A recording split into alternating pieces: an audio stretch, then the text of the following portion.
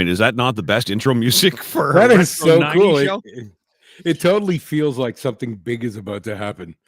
Usually this early in the morning when it's big Well, and get it ready happens, for a it huge isn't letdown. radio. Yeah, get ready for a huge letdown then, because ain't nothing big going to happen on this show today. Look at that. They found us already. Tarzan Dan is my guest. Hey! Chrissy's here this morning. James is here. We're streaming on Twitch. We're streaming on Facebook, YouTube, and I think that's it. Okay. I don't know how to do the TikTok live thing, so. Oh, okay. TikTok live is so easy. I did it last night. Can I just give me 1 sec to adjust a light here because I'm getting this big shadow right here. Here we go. TV guy. Looks like I haven't shaved. Yeah. Guy has a video show on YTV. Now it's all about the lighting. Blah, blah, blah, blah, blah. Welcome to the show, everybody. This is going to be a lot of fun today for you, especially, I hope, because Tarzan Dan is one of our guests. Ed the Sock is going to join us a little later on. See, and Ed because he couldn't get dressed. Actually, he says my voice annoys the other people in my house, so I got to wait till they're awake before I can join the show. Oh my god! There's nothing like your wife telling you that you're annoying in the morning. Hey, you're pretty good on the TikTok thing. I want to do a little bit of a deep dive into you and your story, etc. And of course, we want to focus especially on the 90s because that's, I think, where most people know you from. But the TikTok live thing fascinates me. Somebody said the other day that I need to have 1,000 followers before I can do TikTok lives. Is that true? Something like that. I don't know. It's been so new nonsense. To me. I know, but it's one of those things where you can actually monetize it. From what I understand, I was reading that last night. We did an interview with the Canadian show, and people were sending us these little gifts. Yeah, moving things, and they're worth money. I made like $7 last night. It's very similar. Yeah. So, I mean, my show has been on Twitch. We're the first radio station licensed to stream on Twitch, as a matter of fact. And people could donate bits here. So it's very, very similar in that way. And yeah, I mean, I make $7 a month on this. It's awesome. High five. Can we go back to the beginning? First off, listen, full disclosure, this is such a kick for me. Dan and I have become really great friends over the years. He's lying. Okay, I am kidding. Dan and I met yesterday and thought, let's just slap this together and do a show. Why not? But in all seriousness, hey, thanks for getting up so early because you're in Calgary. It's 2 hours Calgary. early. Yeah. What is it? 6 a.m. right now? And the cat. Can I be honest? The cats are sitting here beyond my screen, and they're all sitting on furniture and stuff like that in my basement, going, "What are you doing up and not feeding us?" So, but this is a kick. This is a real kick for me because you and I have been friends for some time. And we came really, really close. We were in the same studio once upon a time. We'll get to that story in a little bit, but I've never been on the air with you before. So this is, really? Yeah. No, hold on. We never did radio together in Ottawa? No. Really? No, and I want to get to that story in a little bit. Okay. Just how people in Ottawa don't realize just how close they came to having Tarzan Dan on the airwaves here. That was not the first time we met. Do you remember the first time you and I met? Was it I'm sure it was every bit as remarkable as that reaction. No, was it in a club? Yes, it was. And it was MJ, wasn't it? Yes, it was. And you were hosting the night, or you were DJing the night, or you were doing something. Good memory. It doesn't work very often. You and I have a mutual friend in MJ. Right. Take me in your arms, fascinated by her remake of that, Fly Me to the Moon. Let's be honest, at that time, who didn't have a crush on MJ? Oh my gosh. Right? Like, listen, I mean, I still have a crush lucky on that MJ. we got to breathe the same air. Yeah. I still have a crush on MJ, and I've told her that. MJ has been in my home. She's been in this studio, and I've told her to her face how much I adore her. I first met MJ. She was the backup singer for a local artist we were playing on Cool FM called Michael B. and the Power. So she was still in high school and this backup singer, and I was there for the video shoot, whatever else. And that's where I got to know her. Years later, of course, there she is on Electric Circus. There she is, her videos on your show. She is this Euro dance star from Vanier. taken on the world. And she and I have just remained friends. But that's likely, I guess, how you met her. So were you on some YTV tour with MJ? Is that what brought you to Ottawa that day? I honestly can't remember. I remember we went to the Ottawa Senators game together Okay, cool. and hung out. And then it was so funny because we're sitting during the game. This is a side story.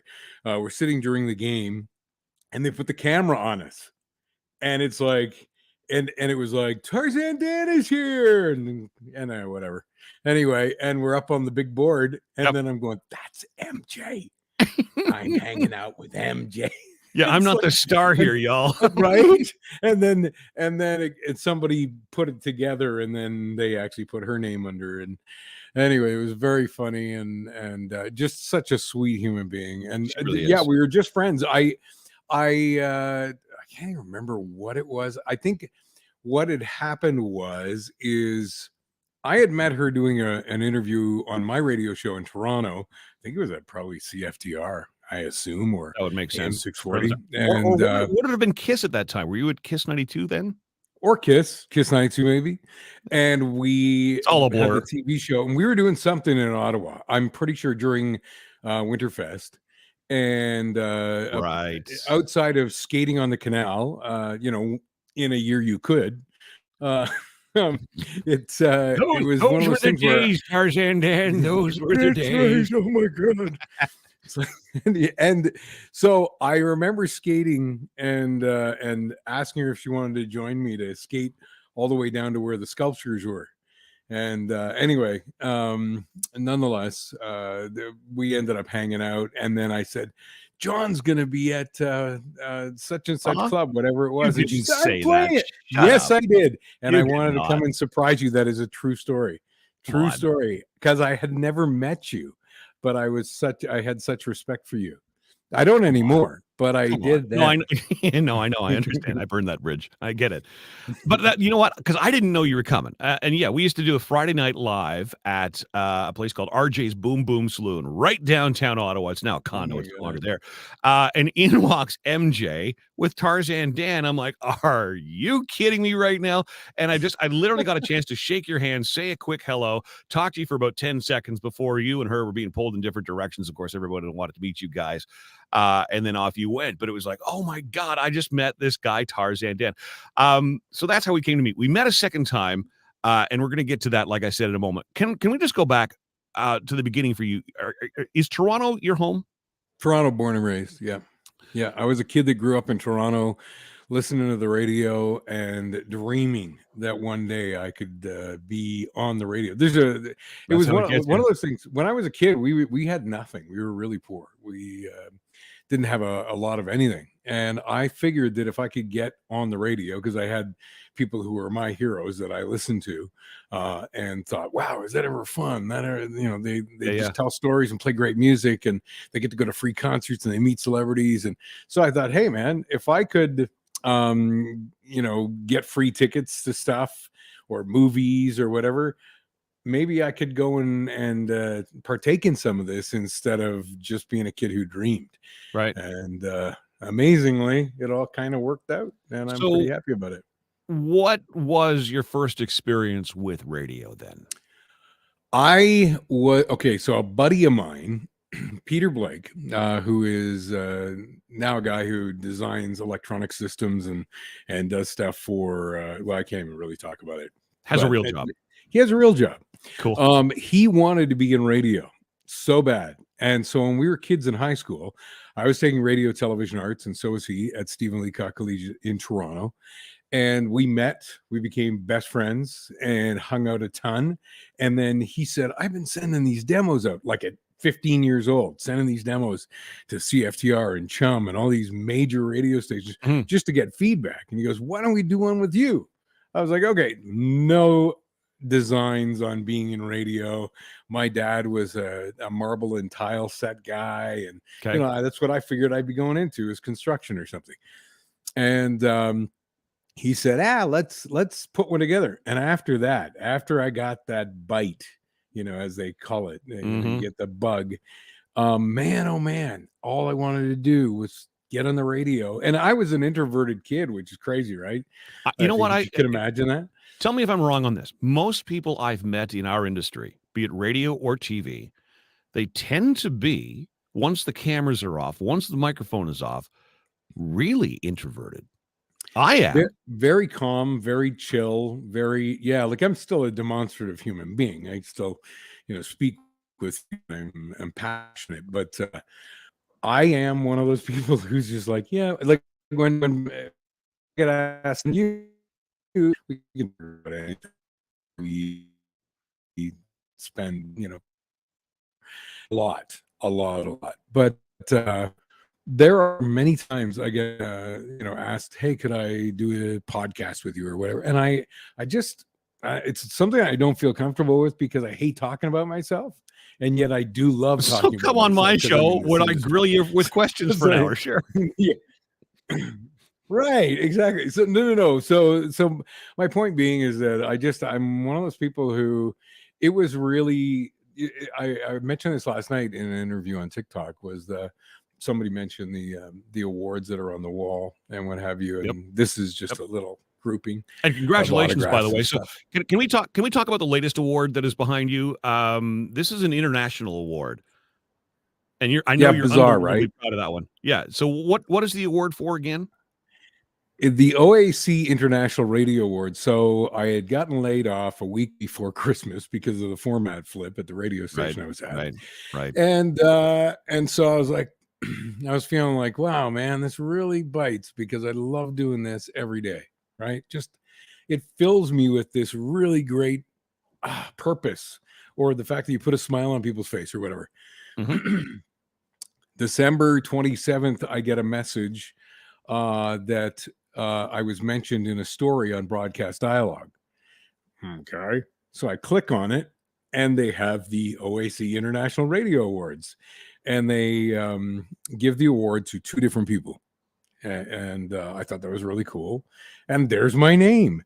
Besides Steve Wright, who is a legend. Steve Wright works for BBC Radio too. He's now retired this year, and he is a legend in the UK. Oh my God, huge! Yep. And underneath it was my name, and I was like, and it was most inspirational radio personality, and I was like, how? Can I just say somebody came to say hi? He's sitting on my lap. Hello. Oh, Benjamin Boogers. Everybody watching on the video stream, meet this. You are a cat guy. You got a bunch of cats in your house. This is the latest edition. Yep, this is Benjamin. What are you doing, dude? Hang on. Let me see if I can get him. Cute. Oh my God, he is. But he's one of those, like most kittens, super chubby belly. And just needs to hang out with you, it needs to be part of the action. And he's purring his head off. He's like, why are we up this early? You must like this guy. He's super cute. White cat. Oh no, he's on the computer. Hold on. Very adorable. Yeah, right. No, I was like waiting for him to start doing something that would screw up. Well, that's okay, because your internet is kind of wonky. You and I have had a couple of video calls in the past where the internet's been kind of wonky. Yeah, it is what it is, man. I'm not going to worry about too much, but just to address it to the listeners, yes, you are experiencing a bit of a lag from time to time, but more often than not, it's pretty good. That's all right. I know you're in Calgary. It's it's not like it's a major city or anything. So exactly. Well, actually, good internet there. Let's correct this. I live 40 minutes outside of Calgary. All right, fine.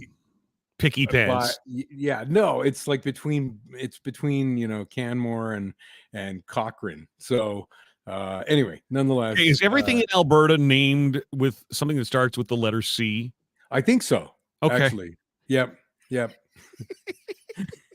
All right, so that was your first. No, actually, there is a place called Balzac. So wow. And I'm not kidding you. I don't know who is naming places, but just north of Calgary is Balzac. Well, there's a dirty word that would be an abbreviation for that, starts with C as well. Oh, don't even. Yeah. Oh, C. Yeah. Can you see? So where was your first? Listen. I can't look at my screen because he's very distracting. Benjamin Boogers on your shoulder. And why Benjamin Boogers? Well, because when he was a little guy, and he's still a little guy, when he first came to us, as most kittens, had boogers, and he was just so cute. And so I was like, look at you with your boogers. And you're always, cleaning his nose or his eyes, or eat food and it'd be all over his face and his head, and everything looked like boogers. And so anyway, so he got the nickname Boogers, and then Benjamin was his name. And it was a very weird story how we ended up getting him. But the fact is that when we actually talked about what we would name him, and it was my wife who said, what would you call him? And I looked at her and we both said Benjamin. It was like it was meant to be. Like we both figured his name was Benjamin. It was weird. Because you correct me if I'm wrong, you have 5 cats. Correct? 4. This is 4. Yeah. We lost our oldest cat back in November. Okay. And this little guy was born a month later. But you've certainly had a number of cats. How do you keep coming up with names? I found it really, really difficult because my first dog, who lived to be 17, we lost him a couple of years ago. We named him Seamus. Right. Ironically, we named him because the first grandchild on my side of the family was born, and my brothers, Milky's a German name. Right. But both of my brothers are really fascinated by my mom's lineage, which goes back to Ireland. And so my niece was born, and my brother named her Ireland. And so a couple of days later, we adopt this dog, and we're driving back, from the rescue with the dog in the back seat, and we're like, "What are we going to name this guy?" And so I'm laughing, going, "Oh, Belgium, France, ha ha ha ha ha," And I came up with Seamus because Irish, but our first date was to see a one-woman act written and performed by Sandra Seamus, and it was just this perfect fit, and it was Gaelic. Wow, that one was easy. The cat that we have is named Moo. He ended up which makes sense. Well, he was already named Moo when I walked into the pet store, and they're like, "Come see the cat." I don't want to see the cat. Come see the cat. I don't want to see the cat. I had just been to a Reiki session. Okay. Ironically, with a woman I first met, she was a dominatrix. And she also that must have been some session, right? She also happens to do Reiki.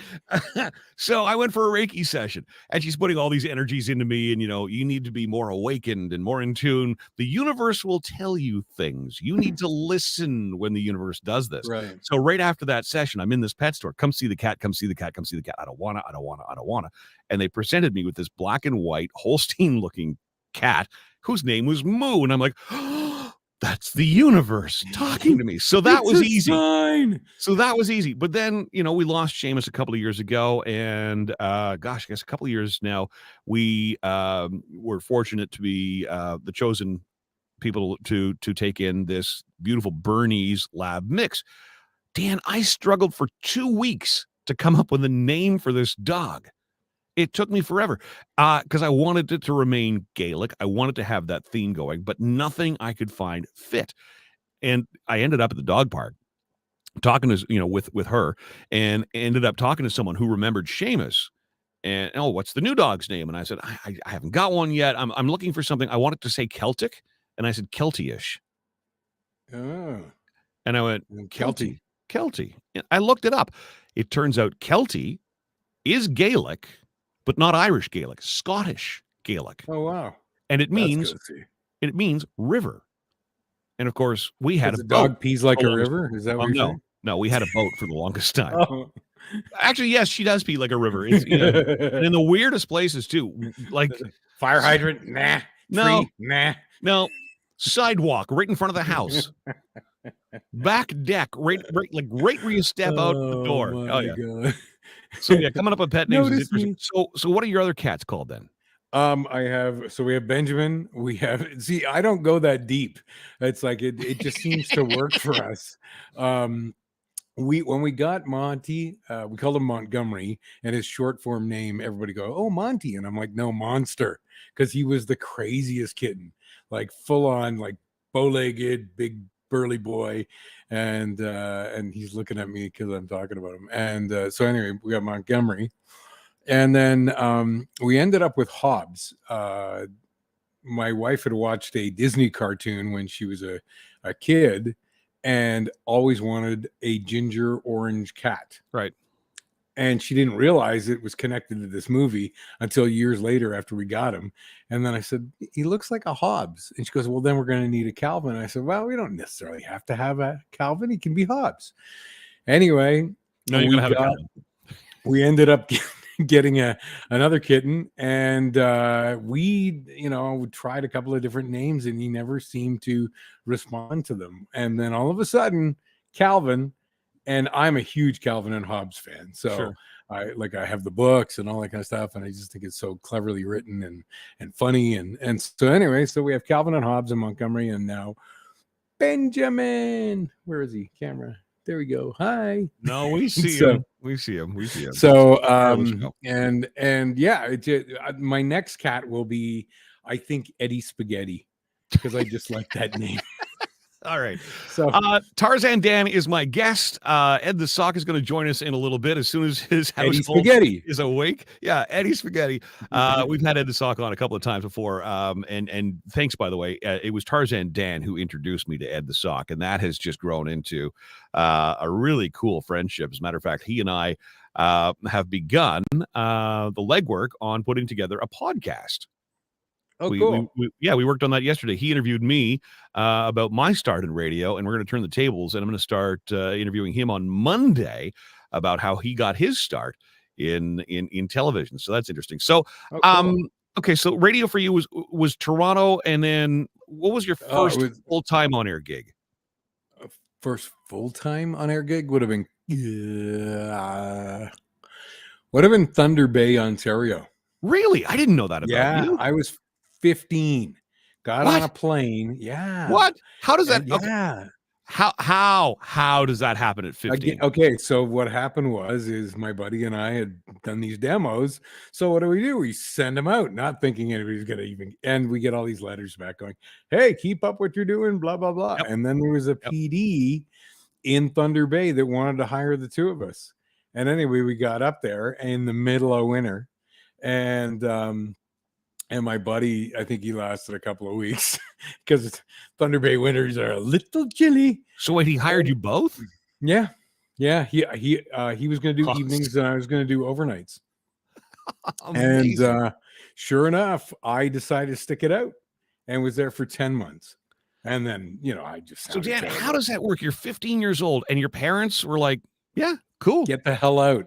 We don't want to pay for you anymore. At 15? Yeah. Isn't that crazy? Yeah. What about school? What happened there? I put my final year of high school on hold, and basically what had happened is I finished it when I got back. After 10 months, I went, you know what, maybe I need to go back home. And I had been offered an opportunity in Oshawa, which was my next full-time job. Fairly close to home. Yeah, and it was really close to home. So I was like, okay, I can go back home and I can finish high school as well. And so I finished my last year of high school. But anyway, I ended up getting into radio very, very, very young. Because I thought I was young. I was 13. Mm-hmm. But it was a volunteer gig at a university radio station, so they were pretty much willing to take anybody. But my first full-time gig wasn't until I was in college. So. Oh, okay. Yeah, no, I just it was the thing I felt connected with me the best, is that I thought if I could get on the radio and make money putting a smile on people's faces, and it's the best, right? Yeah, man. Like I don't get me wrong, I like being paid. But and well, you've got cats to feed, obviously. Exactly. Mouths to feed. I don't understand what he's doing today. This is very weird. He's just hogging the spotlight. Yep, that's it. Well, I have a light on over here that's kind of warm, so that's probably why he's like, oh. No, I'm watching him. He's very into you. He's fascinated by you. Oh. And apparently your headphones. And apparently your headphones. All right, so Oshawa, and then how long was it after that gig that you found your way back to Toronto? Because I think most people, if they were in Toronto, they would know you first from 680 CFTR. Right. Okay, so what I did was I went from Oshawa to Calgary and did radio in Calgary from 83 to 88. So I was there for the Olympics, and was fortunate enough to be working in the building at CTV. And so I got to be the voice of the Olympics, which was really, really cool. What? Yeah, man. And Nationally? yeah, is that crazy? It's like, so yeah, How did like I not know that? I don't know. It's all good. I can send you a bio if you like. No, this is the bio. This is what we're getting No, today. no, I'm just kidding. So yeah, no, that happened, and then I ended up in Vancouver after that, and I was doing radio in Vancouver, and my old boss from Calgary calls me and said, "Would you like to come and work at 680 CFTR?" And Wow. of course, as a kid who grew up in Toronto, Yeah, yeah. to work at one of the radio stations that you grew up listening to was the greatest form in my mind of making it. And You know, that's where because I first heard you because, on AM radio at nighttime, of course, you can it, hear a oh yeah, lot more. FM is pretty much line of sight, top of the tower down. AM bounces around the ionosphere, sure, right? So sure. at nighttime, AM stations power down so as not to obliterate other AM stations, but I could hear 680 CFTR, and here was this voice just having the time of his life. And I was like, I was just a couple of years behind you getting in, and I'm like, yes, this is the sound. This is alive. This is, everything from the 70s and Oh 80s, man. but very now. And it was so exciting to hear you on there. So, and you were doing evenings at CFTR. I was doing evenings at 680 CFTR behind Tom Rivers, and Oh, Jesse and Gene legend. were doing the morning show. And I was just like, I can't. And then KJ was doing middays. Like, talk about a lineup, right? Yep. And here's this kid coming in going, okay, I hope I can make an impression. And and one of my heroes that I grew up listening to, that I respected so much, who taught me so much. But when I was a kid and I got the opportunity to go to Calgary, when I got that offer, I phoned Tom Rivers and I said, listen, I got asked if I want to work in Calgary. And he says, kid, you can't fly until you jump. Do it. And so I did, on those words alone. And to be able to work with him years later and form a relationship and just be friends, and I still can't even believe. And then we ended up at Chum together as well. When I ended up over there at Chum FM and Chum AM as well. Hey, MJ, MJ just joined we were just talking about you, girl. your ears must have been burning, or your toast. I'm not sure. MJ, you'll have to back this up. We both have so much love for you. And yeah, MJ was, if you're just joining the show, MJ was there the very first time I got to meet Tarzan Dan. It was really just the two of them walked into a club, said hello, and then they were gone. I was left going, wait a minute, I have so many questions. John really liked me in my belly shirt. That's what it was. Yeah. Or maybe it was her. I'm not sure. No. Oh, she loves us guys. MJ, we had a great time. She came over to the house. We did a podcast interview with her a couple of years ago. Then COVID hit. But she and her sister, we sat out the deck for ages, just having a great time. We need to do that again, MJ. And MJ still tours and performs here and there, by the way. So keep your eyes out. That's still very, very cool to relive those memories. And that's kind of what I hope today is for folks. So from CFTR, was it from there that you ended up on YTV? Yeah, I was at CFTR, and I had been asked if I would be interested in doing a review of music on Rock and Talk with Laurie Hibbert. And so I think it was once a month or whatever, I would go in, talk about 3 albums that had just dropped, and tell you whether I thought they were really good, or what they sounded like, or whether you'd want to go and spend the money. Because back in that day, you couldn't just go online and sample something, right? No. Like, I mean, things have changed so much. Back then, you were taking a real chance by buying an entire album when you knew 2 or 3 hits off of it, and that was it. The number of albums that I still own today that I bought because there was just something about the artwork, that spoke to me. Or, oh yeah, that was the adventure for me, flipping through, and that just looked interesting. Something led me to it. I did a symposium at Canadian Music Week on compilation albums and why they were so popular. And I mean, we did the hit list CDs. They came out and they were hugely successful. Right. Volume 1 and Volume 2.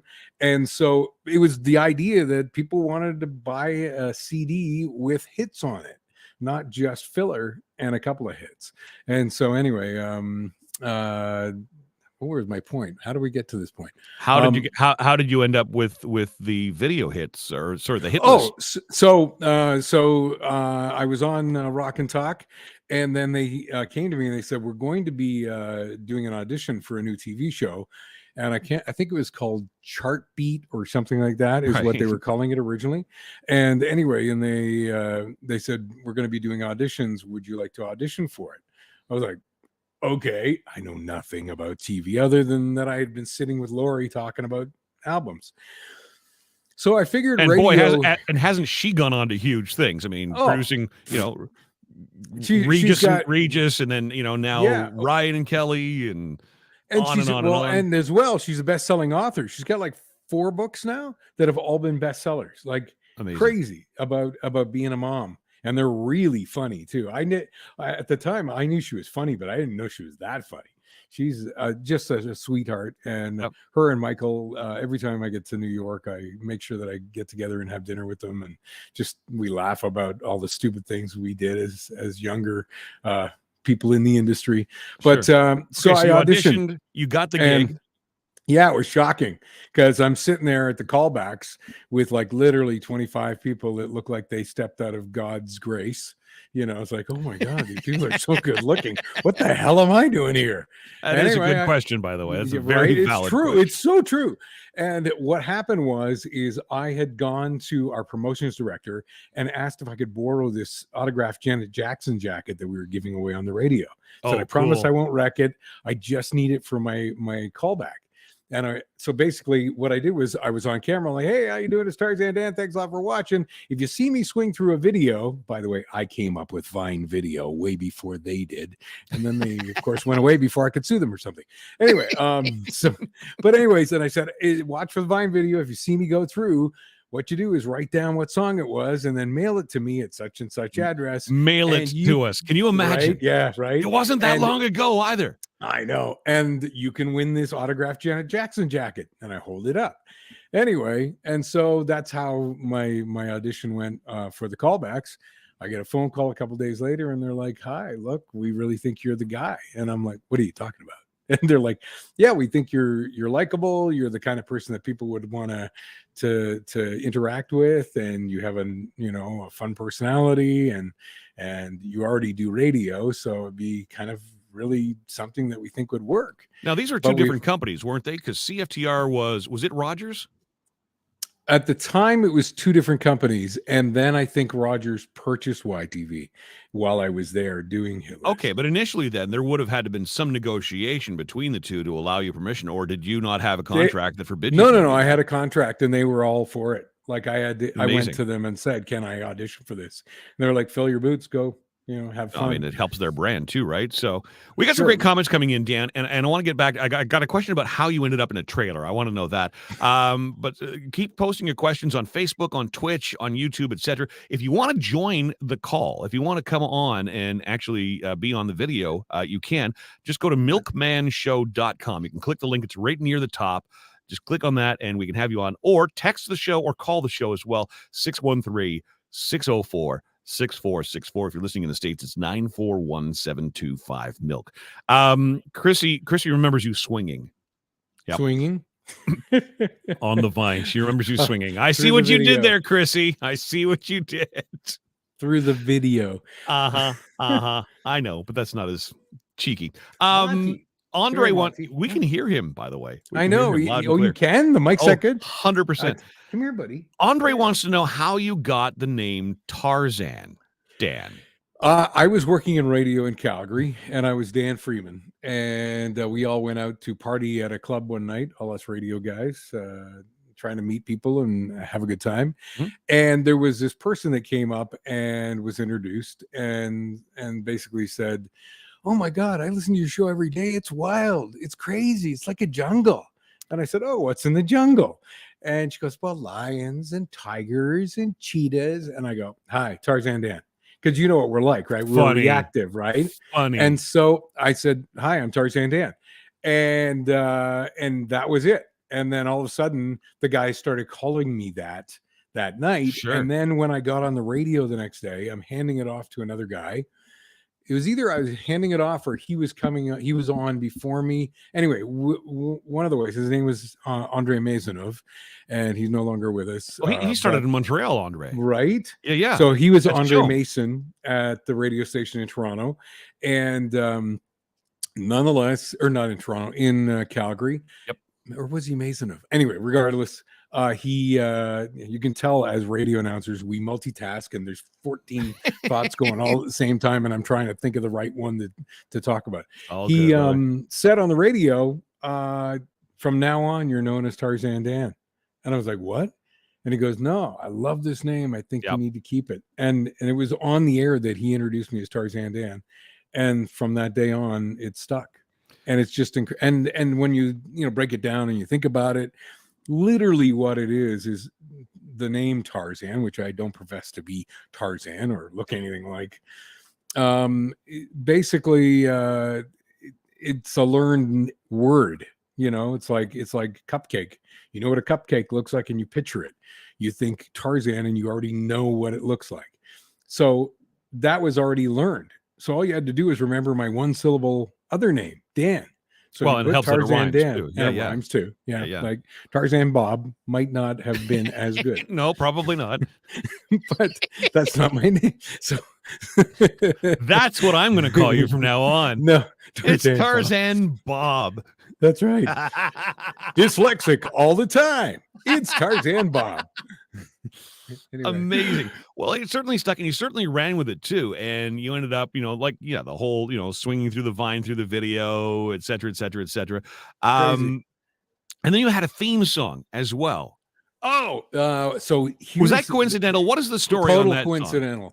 Okay. Okay, so I go to 680 CFTR. I've been hired. I'm in a dream world. I can't believe that my Christmas gift that year was to move to Toronto and go and work at the radio station I grew up listening to. Right. And I go into the music office, and they have this little box that had like CDs and albums and cassettes, and you could take anything from it. And there was a cassette. All the radio comps, right? Right, all the crap that nobody was playing. Yep, and the music directors got it all. Got it all. You CDs, know all singles, the good ones, albums, compilations, and if it wasn't in the library, at some point they ran out of room, and there was inevitably like a bake sale. But it's CDs. Maybe they asked for a small donation, and they were putting it towards something that someone in the office was Pizza. into or whatever else. Yeah, right. And yeah, I got it. Listen, a ton of the stuff that I'm playing on my radio station comes from those compilations. Okay, so you're going through that stuff. So I go through it, and there's a cassette from a German band, and I probably have it here somewhere, or it's in a bin somewhere. Anyway, it was a German band called Tarzan, Tarzen. And so, yeah, the weirdest thing was they had a song called I Want to Be Tarzan on their CD, or it wasn't a CD, it was a cassette. And I'm listening that to it. That would have just leapt out like hello. And I was like, I could use this. I can use it. And it was like, I want to without even hearing it. Yeah, and the fact that it was great. Right. And I was like, that's my theme song. Perfect. It was just so funny because that was exactly it. I wanted to be Tarzan on the radio. That's what I wanted to. Well, not Tarzan, the guy in the jungle, but Tarzan. Like I just wanted, it was the freneticness. Because that was the time of morning zoos, etc. Right, and it was this whole crazy freneticness. And Chrissy just spoke to that with her comment. She says your studio was just so busy, so much stuff, and your shirts you wore. She remembers the shirts you wore. Oh my God! Well, no. So hold on a second here. Wait. Hit list. The first year, there was what was the name of that? Was you in overalls and a t-shirt. Literally, I was a walking Rorschach test. Like you see the shirts and stuff like that, you're like, wow, dude. And of course, those are the ones that come back to haunt you. Yes. And the people were really super nice. The company was called Double Duty, and they gave me the clothes to wear. And I had, it was like really nice casual stuff, but it wasn't indicative of Dan. Then Indian Motorcycle came up with a clothing line, and we switched over in the second year. And for the rest of the hit list, they were the clothing sponsor. And So, I dressed a little bit better after the first year, but of course, the only time somebody brings up a picture will be that striped shirt with Sure. the baseball hat. And I'm like, oh my God. And I swear to God, we burned that in a bin somewhere, as Like I said, in a I remember sacrificial. you in overalls. For some Oh, reason, it's frick. overalls that pop into my brain. Thanks. Now, Chrissy, last night on her Facebook, as leading up to this conversation. By the way, Ed the Sock is going to join us probably in about 20 minutes or so. It's total 90s nostalgia. And if you want to join the video call, milkmanshow.com, we got the link there for you.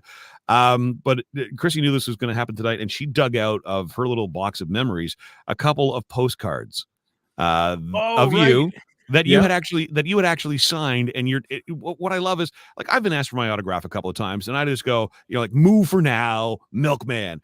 And I was so impressed to see these because, first off, your handwriting is actually legible, and I admired I that. was never going to be a doctor.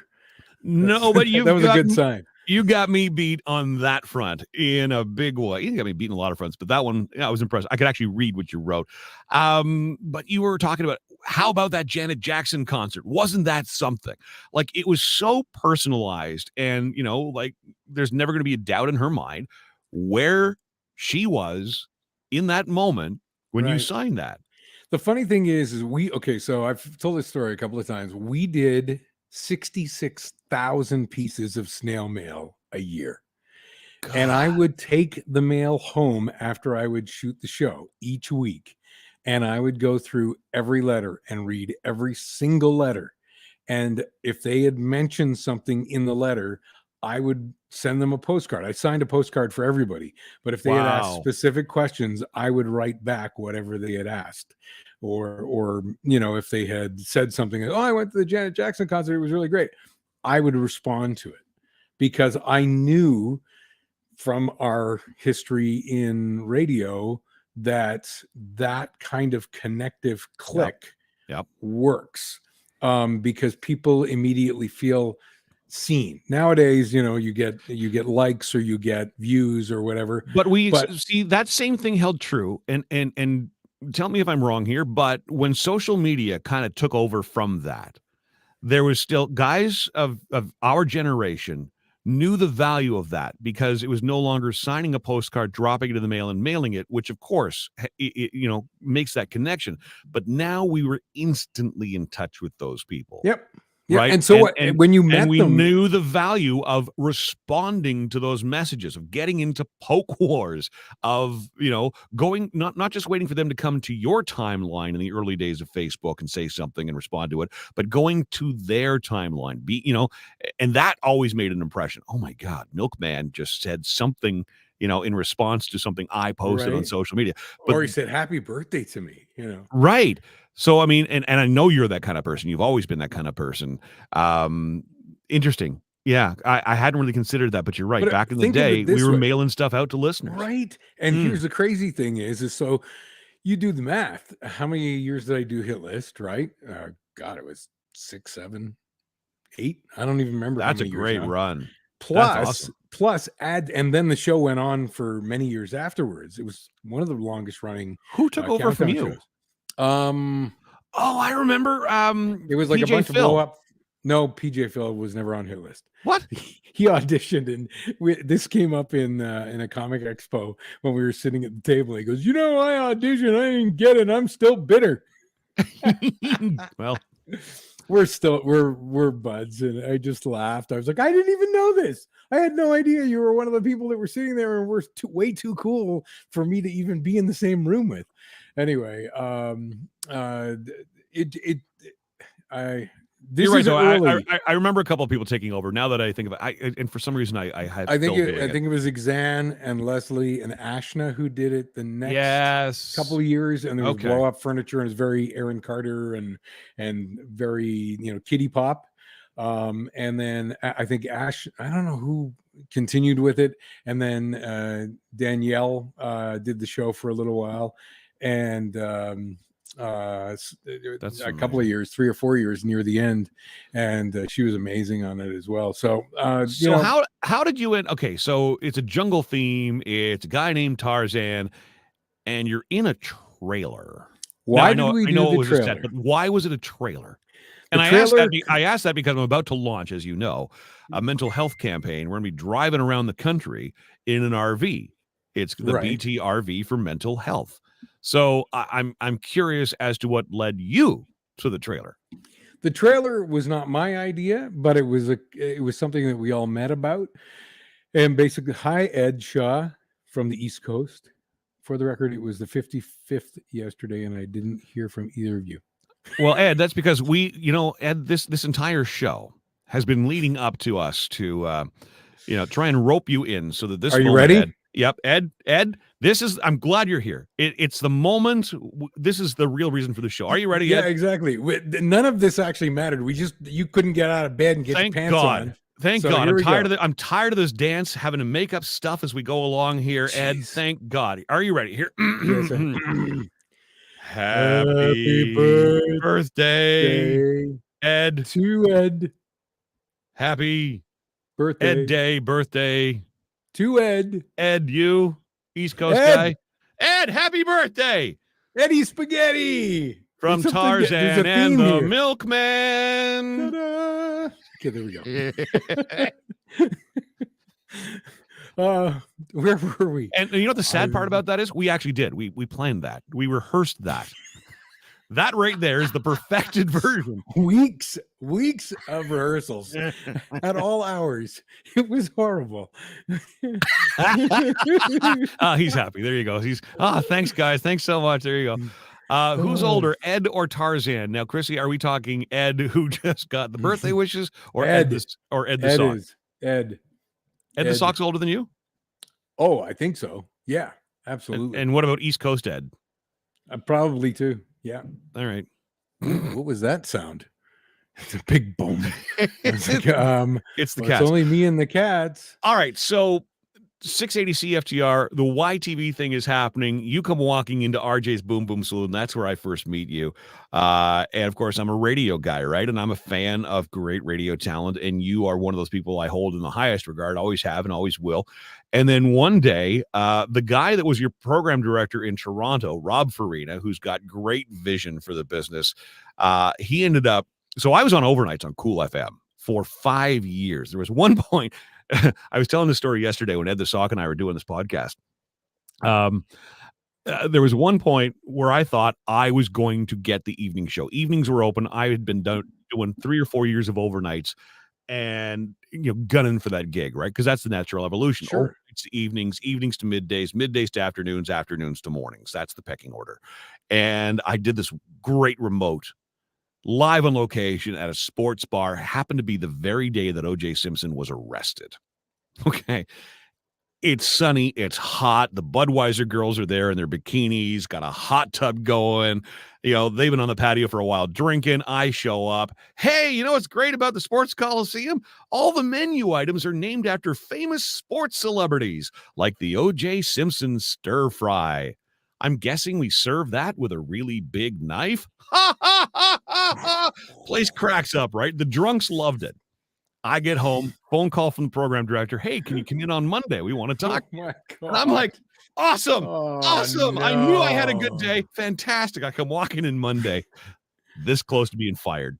They didn't find that funny at all. Oh. The rest, so I didn't get the evening show. I spent the next year and a half every Thursday in the boss's office as he explained to me what our female demographic expected from a radio station. Oddly enough, jokes about murdering your wife were not amongst the things women valued in the radio station. You think? So along comes Rob Farina. He's the new program director.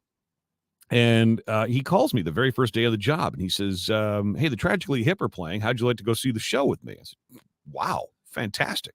So I meet him at the radio station. I'm not even out of my car. And he looks at me, he goes, why the hell are you not my evening guy? Well, I didn't tell him why. I just said, good question. I don't know. He says, well, you are now. Let's go enjoy the show. Oh, wow. So that's how it happened for me. That's the kind of guy Rob Farina is. Yeah, Farina's a great guy. I have the highest respect for him. Right. And he had worked to the competition. So he knew what he was getting into. He knew who the players were. And all this to say, this is a guy who just had very specific designs on what he wanted Cool FM to sound like. And I don't even think I was given a heads up. I think I was told someone was coming in. Please show them the studio, how it works, and help him get a demo done. Was it a demo or was it a live on air audition? It was a Because it was live on air at that time, because I did like 3 hours or something. so on if the you air. remember Cool FM in Ottawa, in comes Tarzan Dan into my studio. This is before we actually, no, this was after we met at RJ's. And I'm like, are you kidding me right now? Like, yeah, I'll do anything to get Tarzan Dan on my team. I will show him the studio. And you just, you were in this unfamiliar studio. I mean, things are, they're the same. A reel to reel is a reel to reel machine. A phone is a phone. A microphone is a microphone. But where the switches are and how this works, whatever else, I was just there to sort of guide you through it. And I'm watching you, and I'm like, I'm marveling at this. It's like I know I could not go to the CFTR studio today and do what you were doing in that studio then and there. It was so impressive. And Farina, so yeah, Farina wanted you in Ottawa, and I guess you ended up taking a gig elsewhere, but right around the same time. You were a free agent, and Ottawa. It was this close. That close, really that close, and it was between Ottawa and Montreal, and then I ended up in neither. So, I go figure. You actually, if I'm not wrong, you ended up in Vancouver then. I think so. It's all a blur. For your second time, because you were at LG 73 in Vancouver at one point. I remember that. Yeah. I went to 1040 Kicks. Was it 1040 Kicks? Oh man, I can't remember. You're asking the wrong guy. Yeah, no, I can't remember. Anyway, nonetheless, where now you got me thinking, where was it? Because there was 990 hits in Montreal, right? And there was you guys in Ottawa. Cool. And I loved Ottawa. Dots 9. Yeah, I loved Ottawa. Or was it Vancouver? Was I in Vancouver? I think it was Vancouver. You went out there. Anyway. Maybe. Anyway. Up and down the dial, right? The WKRP theme. Yeah, right. Exactly. Isn't that the truth? It does. It becomes a blur. Now, mine's fairly simple. I know you've moved back and forth across the country a couple of times. So Calgary, Toronto, Vancouver, Thunder Bay, which we didn't know. Thunder Bay was the very first one. Yeah. And Oshawa, Ontario. And then so I went to Calgary, and then I went to from Calgary I went back to Toronto, and then from Toronto went to the Okanagan. There will be a quiz later. Okanagan, and then Vancouver, and then back to Calgary, which I never expected. That's ever. Right. That's right. You Kamloops. No, Kelowna. Okay, the other king. C. Alberta with the C words, BC with the K words. My apologies. That's right. Yeah, and you had a really good time doing mornings there. Can we tell a funny story? This is awful. I'm not going to even mention the station. But so I met Tarzan Dan. He walks into RJ's with MJ one day. Cool. Next thing you know, he's in the studio doing an audition. I get to be there to sort of, show him the ropes of our studio. Very cool. And I started this website for the radio industry in 1996, which I guess put me on people's radars. That's kind of where the industry got to know me. And you were amongst those people who would interact with me here and there. And I get a message from you one morning. You're doing mornings at a radio station. We're not even going to mention the market, nothing. But you message me going, the cops were just here. What do I do? Oh my God. That was so funny. Oh, so I guess there was something going on that the police were looking into. It involved someone at the radio station, and they came and took your computers away, didn't they? Yeah, they made us sit in a room and you're on the air, so they took you off the air. Yeah.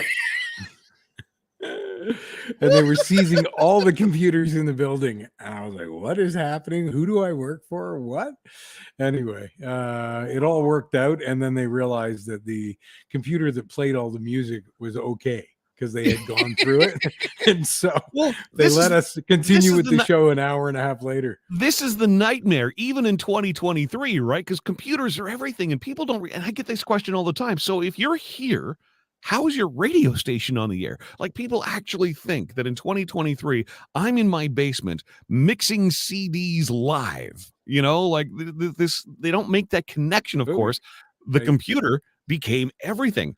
Like I remember the days computers took over the studio and they came in and literally took the CD collection off the wall. There was an entire back wall in the radio studio I that was do remember nothing that but day. CDs.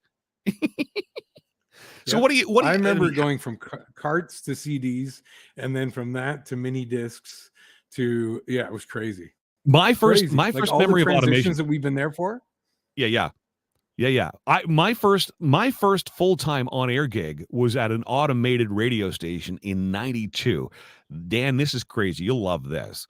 Somebody was very clever with software writing and took an Atari, a Commodore 64 computer and wrote script so that this thing could actually mix live, and the entire wall, this is in Brockville, the entire wall beside me was digital audio tapes. So all the music was on digital audio tape, and you know how quickly digital audio tape wears out. Sounds great, but not the sturdiest of technology. So there had to be 20 digital audio tape players that would fast forward, rewind back and forth to find the right songs and cue it up, and it took 20 of them, just to get this all going. All of the commercials were on cassettes. What? And there were these modified tape, not modified, but specialized tape decks that would actually, like, it was just this constant whir of tapes everywhere, fast forwarding and rewinding. And these cassette decks with the commercials, they would auto eject and then flip around and whatever else. Like they literally fly out of the wall at you, flip around and constantly queuing up. And I went from that to Ottawa, where they were still using the aforementioned carts, which for the listener is essentially 8-track. Yeah, right. Right. With a hole in the bottom. Like when Tarzan Dan, Chrissy just talked about your studio always sounded, so busy and so crazy. And it was, because every individual sound effect would have been on its individual cart. So Dan would have had to have, pre-planning every single element of every single break. This was the magic of radio back then. Like now it's a hot button on a computer, boop, boop, boop, away you go. But every single sound was laid out. I'm going from, like I loved it, like Cart Deck 1 and CD Player 3 were, on my board. If I hit them together, I could start the song or the station ID on top of the song intro, and just, like it was like playing a piano. It was masterful watching people. It was incredible. Yeah, because you had to be so focused, and then you're editing calls at the same time on reel to reel, not even on a computer. Right? Yeah, you want to learn. Like, this is why I never understand why radio personalities haven't excelled dramatically beyond what we used to do, because that was a true art. Plus we were focused, plus we were doing all that. So that's a good question. Has this automated universe made people lazy? Because and you do. Dan, I have easily 100 pictures saved on my phone of broadcasters who have taken pictures and put them on their social media pages of them at work. There's the computer in the background, and it's their feet up on the console. Would you have ever had time to put your feet up on the console? Yeah, I do it for pictures, but otherwise, no. No, you would not. No, you would. No, there would be the stack. Remember the stacks of stuff you had to pull, and then you put a piece of paper in if there was a commercial, because everything was on its own cart. So you'd have to go through the list as the overnight guy in Cool FM. That was, besides there was no automation, so somebody had to keep music on the air, etc. And that was the training ground. But the bigger purpose to me as the overnight person, and if you've ever done overnights, the same thing. The morning show is coming in. They didn't have time to start going through, because all the commercials are, it's some sort of number system. It's the Dewey Decimal System for radio, right? Right. So every every commercial, every station ID, every song on every CD, and that was my job. I would pull every CD off the wall according to the pre-scheduled music log, stack them up. Here's your 5:30 to 6, and then the next stack was your 6 to 7 a.m., then your 7 to 8 a.m., and the carts were the same thing. And you're right, it was this, and God forbid if stuff got knocked exactly over. right. I was just about to say, if one of them fell over and it hit one of the other ones, and then all of a sudden it's like disaster. It's like literally your heart stopped. Now, here's the thing that I think is really wonderful and special that I feel really great about is the fact that I went from playing albums, you know, for a very short period of time in Thunder Bay and 45s to going to cart, then going from cart to disc. And I was the first person. So what happened is Kiss 92.5 in Toronto was the first station to have the Vox Pro. And also, which is the editing, so it's like the reel-to-reel machine, but it was digital. That's so what phone calls are done on. Yeah, and then as well, the Scott system, which became this digital automation. And what would happen is with both of those, somebody would come in and sit in the studio every couple of weeks and watch me do my show and go, "What do you need it to do?" And I was like, oh man, if we could take all those buttons and I could put like little samples on them, and then we could put a shuttle button so it could go to the next page so I could hit it and then go to the next page and hit something so else. These were non-radio people. They were software designers who knew that they could automate or create a system that would make it easier for you to do the on-air performance aspect. They were studying what you did in order to create software that mimicked. Well, no. They had actually put it into, so we were using it and we were perfecting it. And so they gave us the opportunity to be the guinea pig, right? And so I was just running with it. I couldn't believe that I got to help design technology at that time. And I mean, you know, kudos to Julie Adams. She had the forethought to throw that in our studios, and it worked out. It really I remember the day that was coming into our studios, and I'm forever grateful. He was best man at my wedding, Jay Lawrence, who is now the program director in his home province of Newfoundland in St. John's. I remember the Scott system was coming into our studio, right? We were still like, it was all manual still, CDs, carts, etc. I think we had one computer there, I think, you know, had our news on it. Like we could read the news and whatever else. And I laughed at him and I said, this is ridiculous. I said, anything I'm ever going to need to do in radio that would involve a computer, I can still do on a typewriter. And he was mortified, literally grabbed me by the arm, threw me in the station van, like kidnapped me. He didn't blindfold me, but damn near close. Oh my God. And took me to his house where he lived with 2 roommates. And literally these guys in the basement of this house, Dan, light bulbs hanging over their heads, banging away on doing code on computers. And he handed me an old computer he had on a shelf. He says, you need to learn this. Oh my God. I went home and with this computer and quickly realized I was, just like radio, I was communicating through this thing very, very quickly. So I started looking for anything I could find that had to do with Canadian radio. And I wasn't finding much. A lot of stuff on, you know, out of the UK, certainly a lot of stuff, you know, in the US. This is 1995, right? So we had to listen to it on cassette, right? Like, because there was California Air Check and there was Around the Dial or something like that. Dan, he saved my ass because that grew into my first business, which was an online business. And like, it was back in the days of, we were still mailing cassettes out, you know, as audition tapes. If we wanted a job, typewritten resume, maybe you were lucky enough to find someone with a photocopier who could, you know, make copies for it.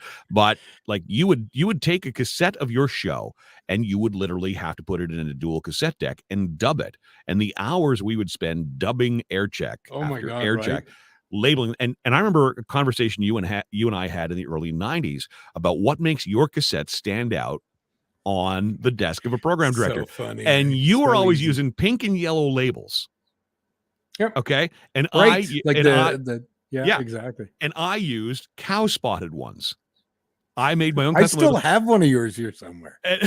And I remember walking into a program director's office in another market. They were trying to hire me, and I knew damn well that I was up against Tarzan Dan for that gig because I saw the freaking pink cassette label, Tarzan Dan written across. And I always, the one thing that I remember talking to a really famous program director, and he goes, I never have a hard time finding your tape. He says, you were smart enough to put it on the spine, because when they're all stacked on top of each other, it's bright color with your name, Tarzan but Dan. that just speaks to your intuitiveness and your brilliance that you knew enough to do that. And I say that, of course, because I had the same intuition and knowledge to do that. By the way, Bill Porter, former coworker of mine at Cool FM, good buddy of mine.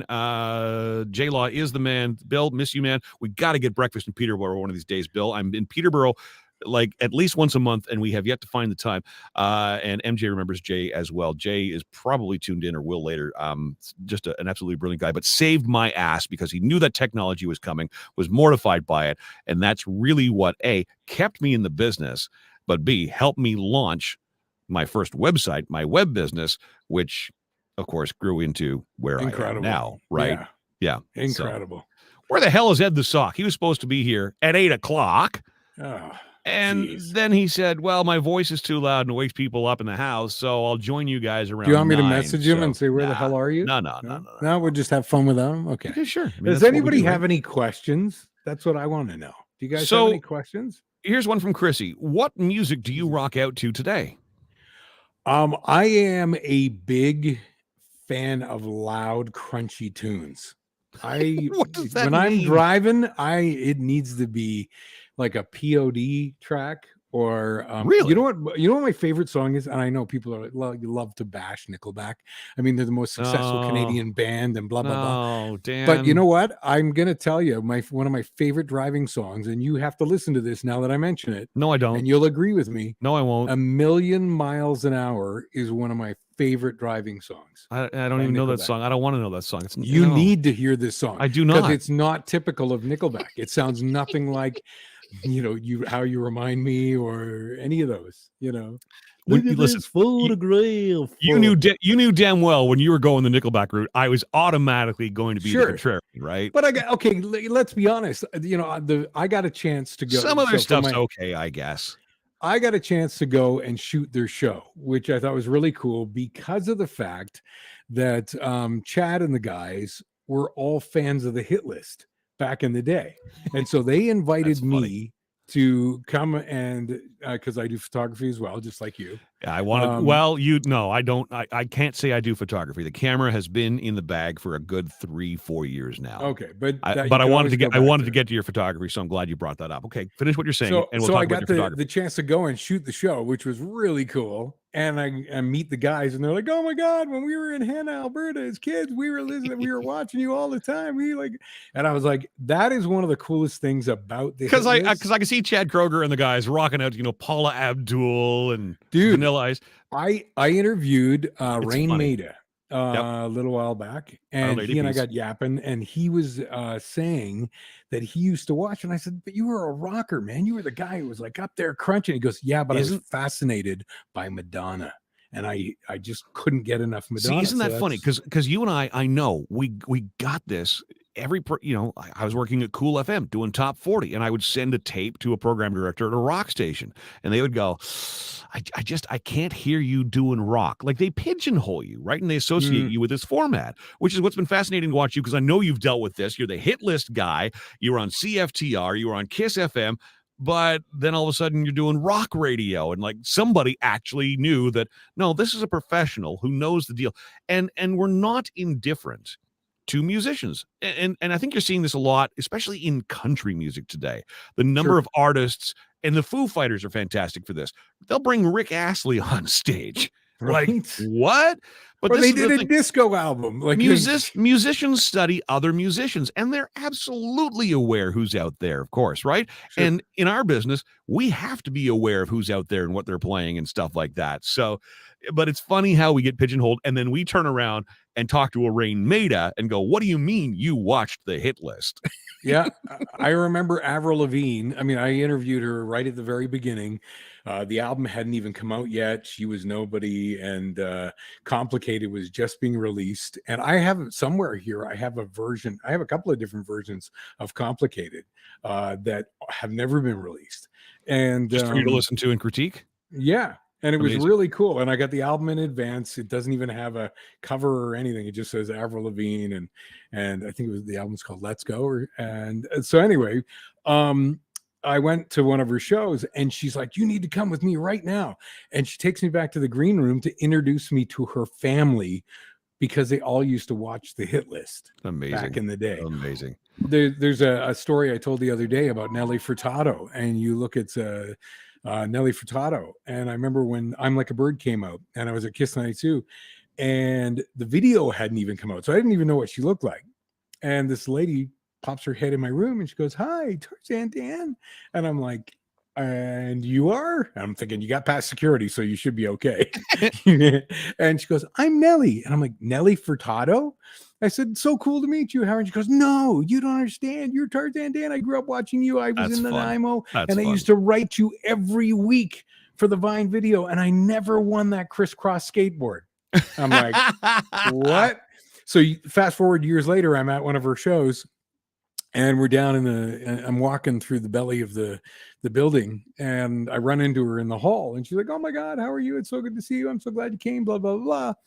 And then she's got her entourage following, and she turns around and she goes, "Guys, I need to introduce you to this guy. He's the very first fan letter I ever wrote." And I was That's like, great. That's wow. great.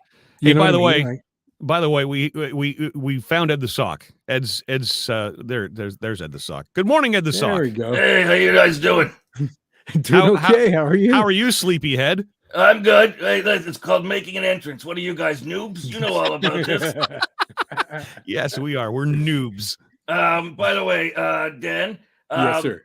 I met Avril Lavigne's sister and brother and parents, Matt and Michelle and their parents. She schlepped me to that too.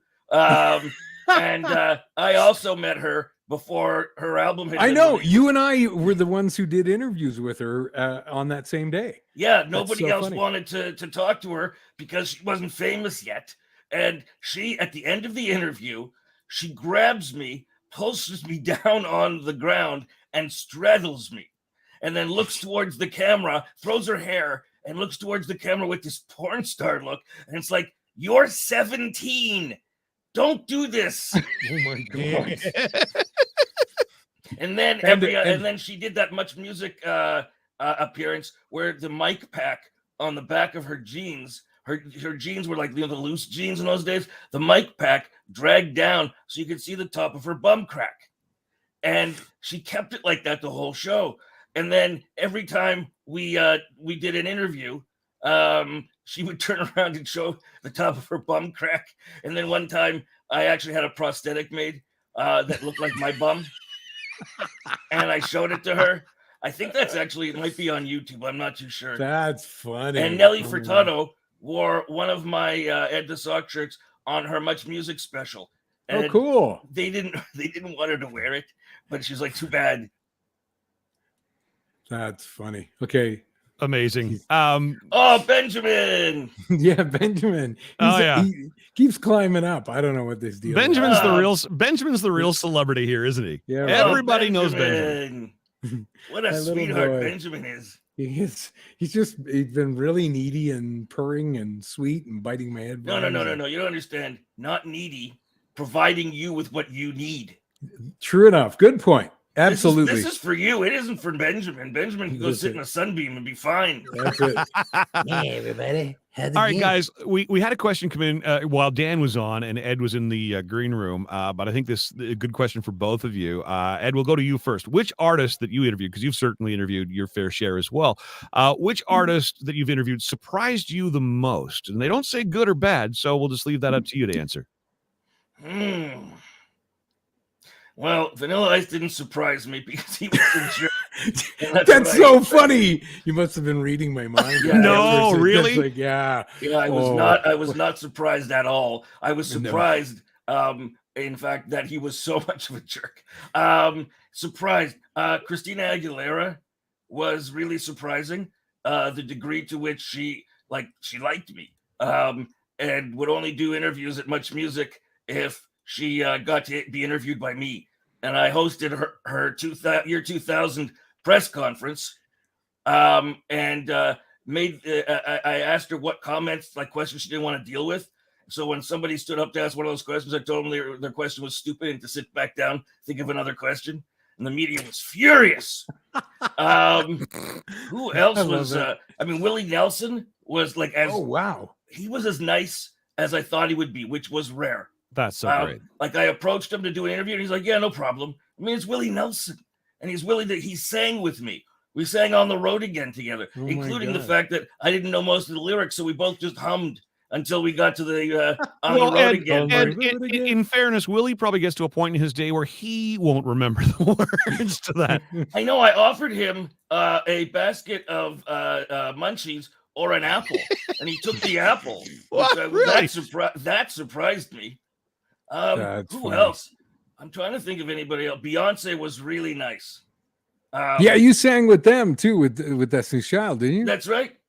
And I met them once again after that. I brought them a jar of Ed the Sock jelly, because that was when the song was I don't think you're Are ready you for ready this jelly. for the jelly? Oh my God. And yeah, and they introduced me to Solange, and she was like really down to earth. I don't know how she is now, but she was really very, very sweet. No, it's amazing. Dan, what about you? What artist really stands out? Look, I know you've got a notorious relationship with the Backstreet Boys to the point where Sure. Backstreet Boys aren't even playing in Calgary, but they're driving through. Let's pop by Dan's house, go for a boat ride, and do some wake surfing. Yeah, that happened. This So past I'm year. not going to let you say Backstreet Boys stood out. Oh no, all right? it won't be. So they're all, you know what? okay, I'm going to all tell right. you. This is funny. I've interviewed. I recently went through a bunch of archives and was been fully shocked by the number of people I've interviewed in my career. So, some that I was like, oh right, I forgot I actually talked to that person, or I talked to that person, or one of the coolest people I ever talked to was the guy who played the dad on The Fresh Prince of Bel-Air, James Avery. What a nice guy. Oh my God. And I May he rest laughed in peace. so hard. Yeah. I laughed so hard. Like he was just such a wonderful person. And I didn't know what to expect because, you see him on TV. He was as genuine as you could ever be. Somebody that really blew me away. Other than Weird Al Yankovic, both Ed and I have had experiences with Weird Al Yankovic. We're friends and stayed friends all these years. He's such a great person. But the one that really stands out, that shocked me and surprised me, and was one of the best experiences I've ever had doing an interview. And you're going to be dumbfounded when I say it would either be Carlos Santana, who was just so funny and weird as well, but not weird in a bad way, just really deep. But we actually talked about his restaurant and what they were serving that day. And so it was kind of fun to do that.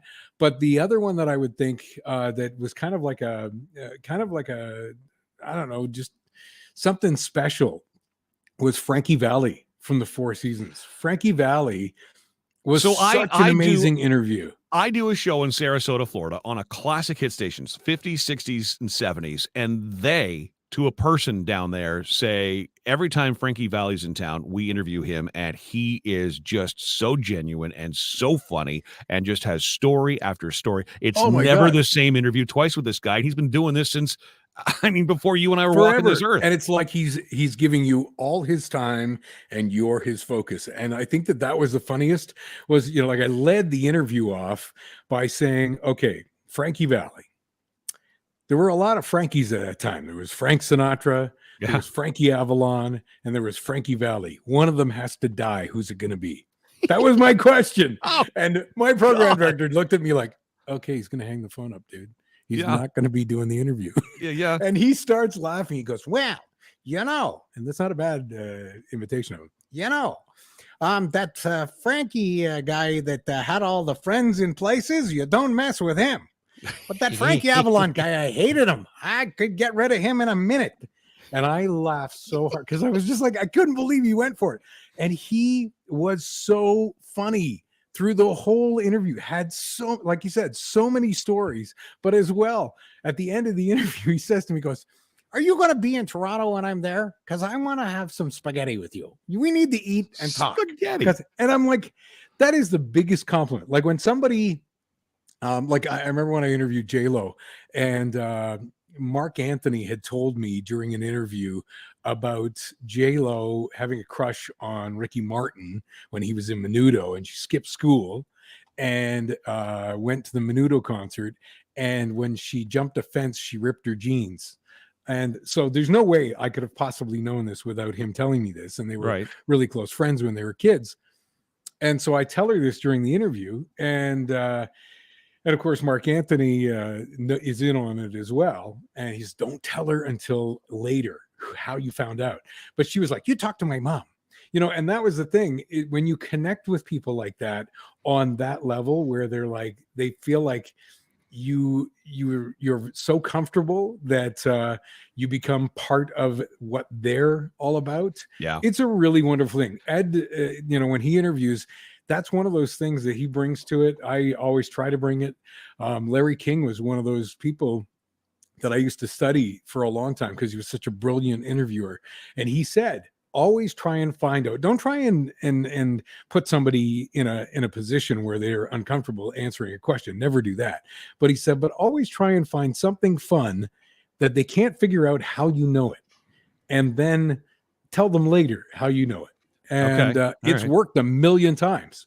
It's just one of those interviewing tricks. Did you ask Jennifer Lopez how heartbroken she was when she found out that her love for Ricky Martin, it wasn't going to go anywhere? I did mention that, and she goes, yeah, that was a real shock. But you know what? Oh, no, it wasn't. Still really beautiful. No, it wasn't. No, it was not. I got a little taste of that. I got to interview Janet Jackson on the phone, mind you, but we're like 30 minutes into the interview, and she says, when are we going to start the interview? I said, this is the interview. And the biggest compliment, she says, yeah. Oh, she says, I thought it's just a couple of friends talking. So, oh, wow. Yeah. That's when you really when you can really make them feel, and the one that really surprised me the most was Britney Spears. And it was right around the time the Hit Me Baby One More Time album had been out for a while, but it was the album after that. And I guess the whole talk in the world was, has she had a boob job? And it was the only artist, and I would never in a million years ask that question, but it was the only artist I ever interviewed. I'd be curious if this ever happened to either of you guys, that I had to submit questions in advance for, and they had to be approved before we would do the interview. Dan? There was only one time, and it was a rapper who was being I can't even remember which rapper it was. He was being brought up on charges of some kind of something that had happened, and I wasn't allowed to talk about any of that kind of stuff. So, but otherwise, I think it was just that's the unfortunate thing. A lot of times, we as interviewers, or at least I know with me and I know with Ed, we'll talk about things, but we're not there to try and get the dirt or I just want them to have fun. I want them to leave with a smile. I want them to remember me. And not unlike what you said, I want it to be kind of a conversation where it's just two friends sitting down and hanging out and chatting. And so when you, see people who will try and catch somebody in something or say something that will trigger somebody, I don't understand that. And I never. And you don't want to be known as that interviewer either, right? Because that's going to bite you. Yeah. Congratulations on that one interview you got. Yeah. Because right. That's it. I mean, you're going to hang up your mic at that point.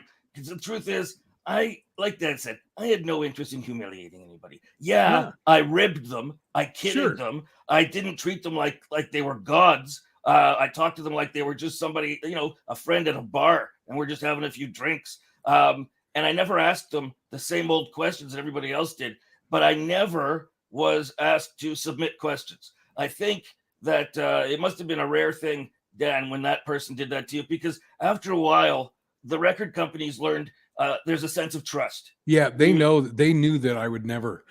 And I remember it was funny because when I went to that interview, it was basically we sat down and he goes, okay, well, whatever you want to ask, just go ahead and ask. I remember when I interviewed Ben Affleck when he did Titanic, and they had given me a list of things I couldn't ask him about. And when we met, we got along so incredibly well that he was just like, ask me whatever you want. Don't worry about it. And I kept it light. It was funny. We did a thing about terms in the United States versus terms in Canada, like sofa and couch, and all those and Pop soda, all those kind of things. And we had a great time because that's what it was about. It was about you having a great time, not sticking them while you were doing an interview.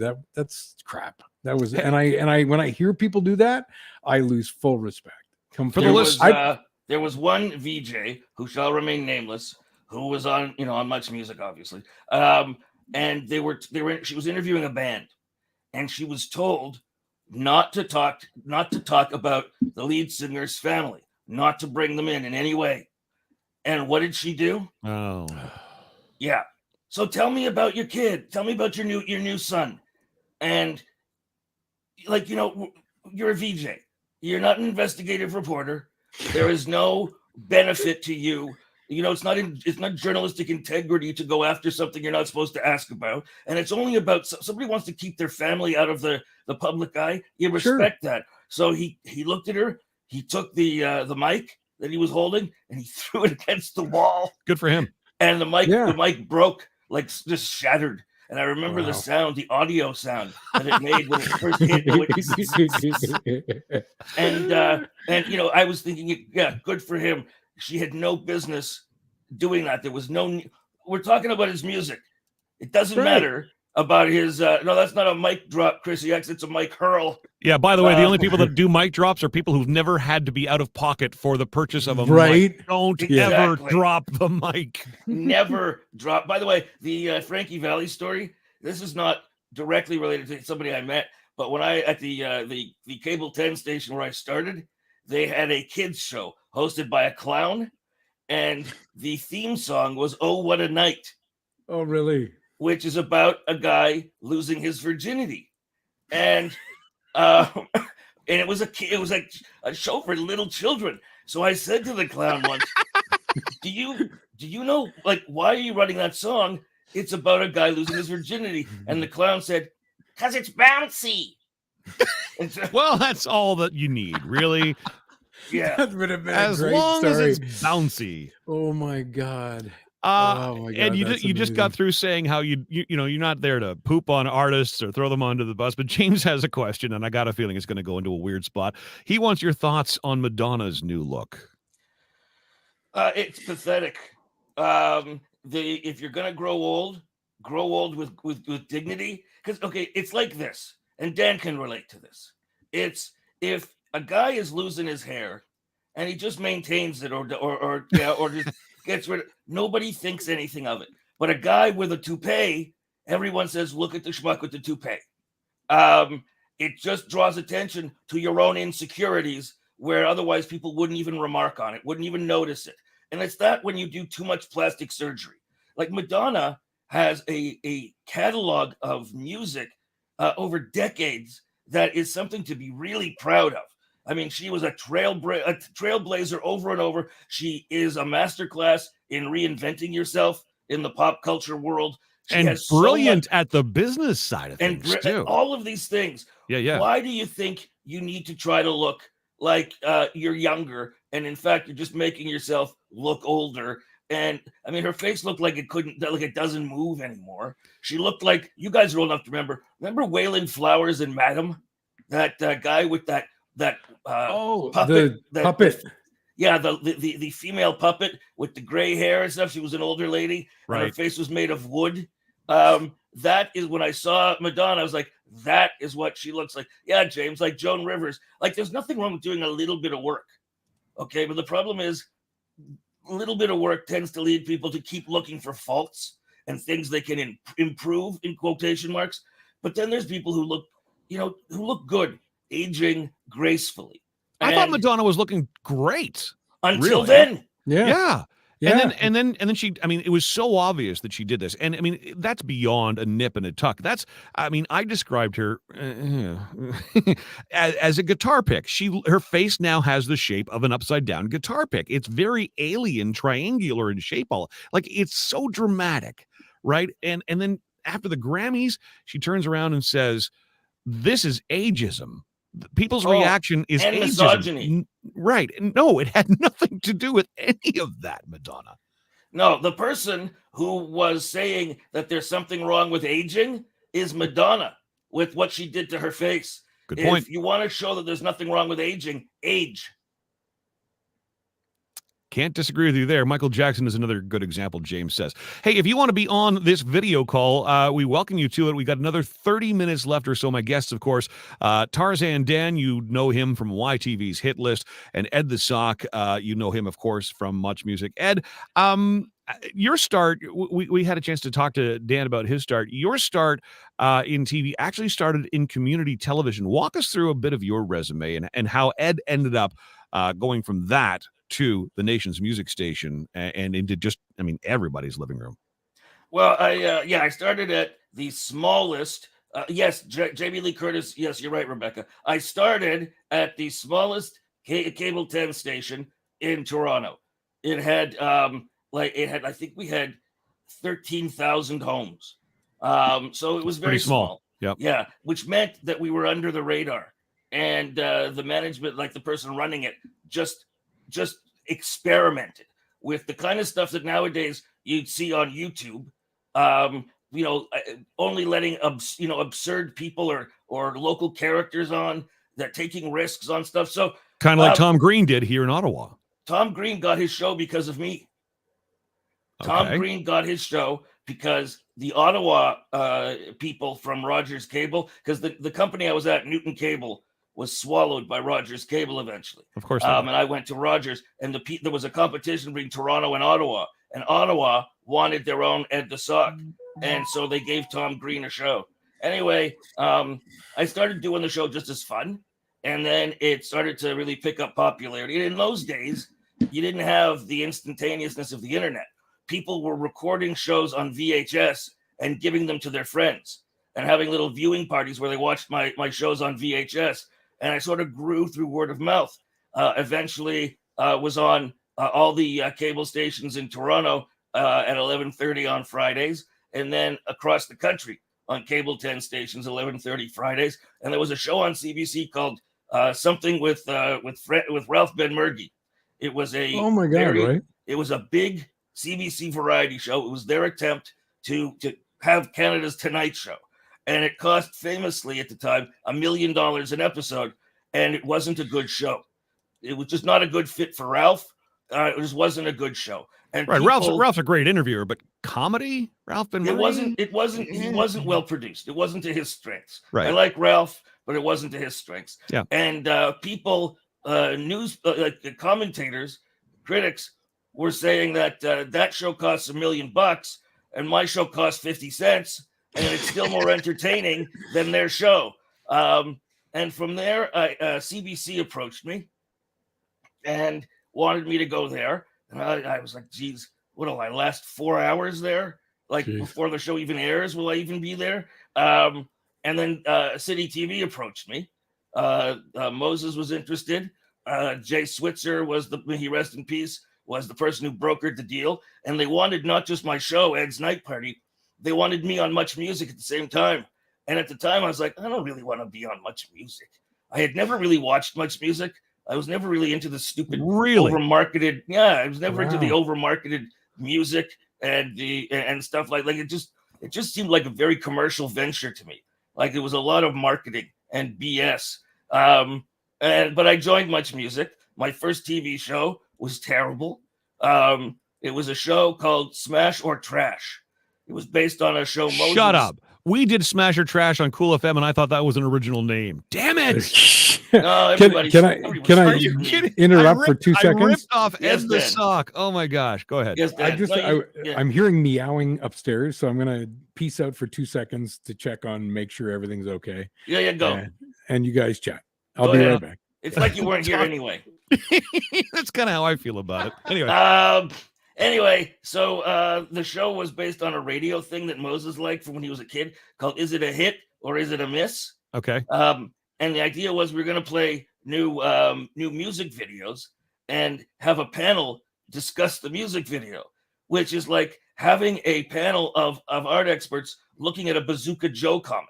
Like, what is the it was a stupid idea. But we did it. Ronnie Hawkins was my first guest.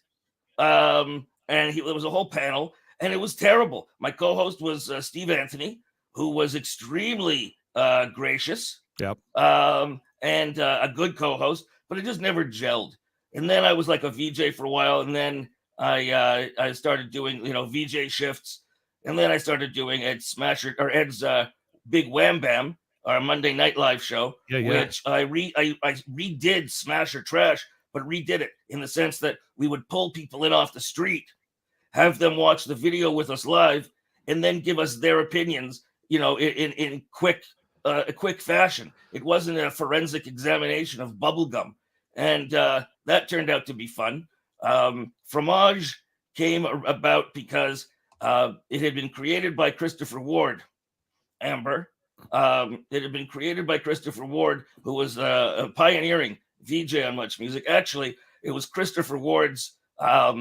You did not love it, Raz. You remember the Smasher Trash from Ed's Wham Bam. You don't remember it from the early days, or you would not love it. It was a horrible show. Still feel horrible that for all these years I did Smash or Trash on my radio show, and I had no idea that Ed the Sock had done that show with that name first. Because I remember we were just talking about Rob Farina. He was the program director, and we sat down. He said, I want to do a segment. I'm not sure what we call it. I want to call it like Hit or Shit, but we can't call it that. So what should we call it? And he came up with, or I came up with, and we ran with Smash or Trash, and I'm finding out now that it was first. Milkman? That pisses me off. No, you know what? I might have stolen it from somewhere too. Well, probably, right? We all do. Exactly. I mean, Smasher. There's not very many rhymes you can use for that kind of programming. So don't consider it stolen. You didn't really know. Anyway, moving on. So Christopher Ward, whose TV show City Limits inspired Much Music, the creation of Much Music, he did a show called Fromage. But the thing is, his Fromage, he played a character named Simon de Camembert. And he was playing this Frenchman with a bad accent. And he would only play, hi, Benjamin. He would only play videos, like foreign videos or videos with no budget. And I really thought that was like shooting fish in a barrel. It's like, look at the funny foreign people. Look at the people who have no money. I thought that was cheap. I also thought that the character, if you're going to do a show about things that are cheesy, don't be cheesier than the videos. So Christopher, he wrote Black Velvet for Lena Miles, hit it big, moved to LA, left Much Music, and there was a producer assigned, and he had me host 97 and 98, but he had chosen the videos, and he had things he wanted me to say, which I just adapted for myself. Didn't really like it, and then he left to another chum channel, and Fromage was going to be over. Nobody had picked it up. It was over.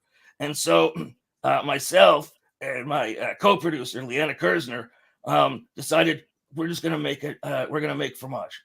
We didn't tell anybody. So it was 99. So we made it the worst music videos of all time.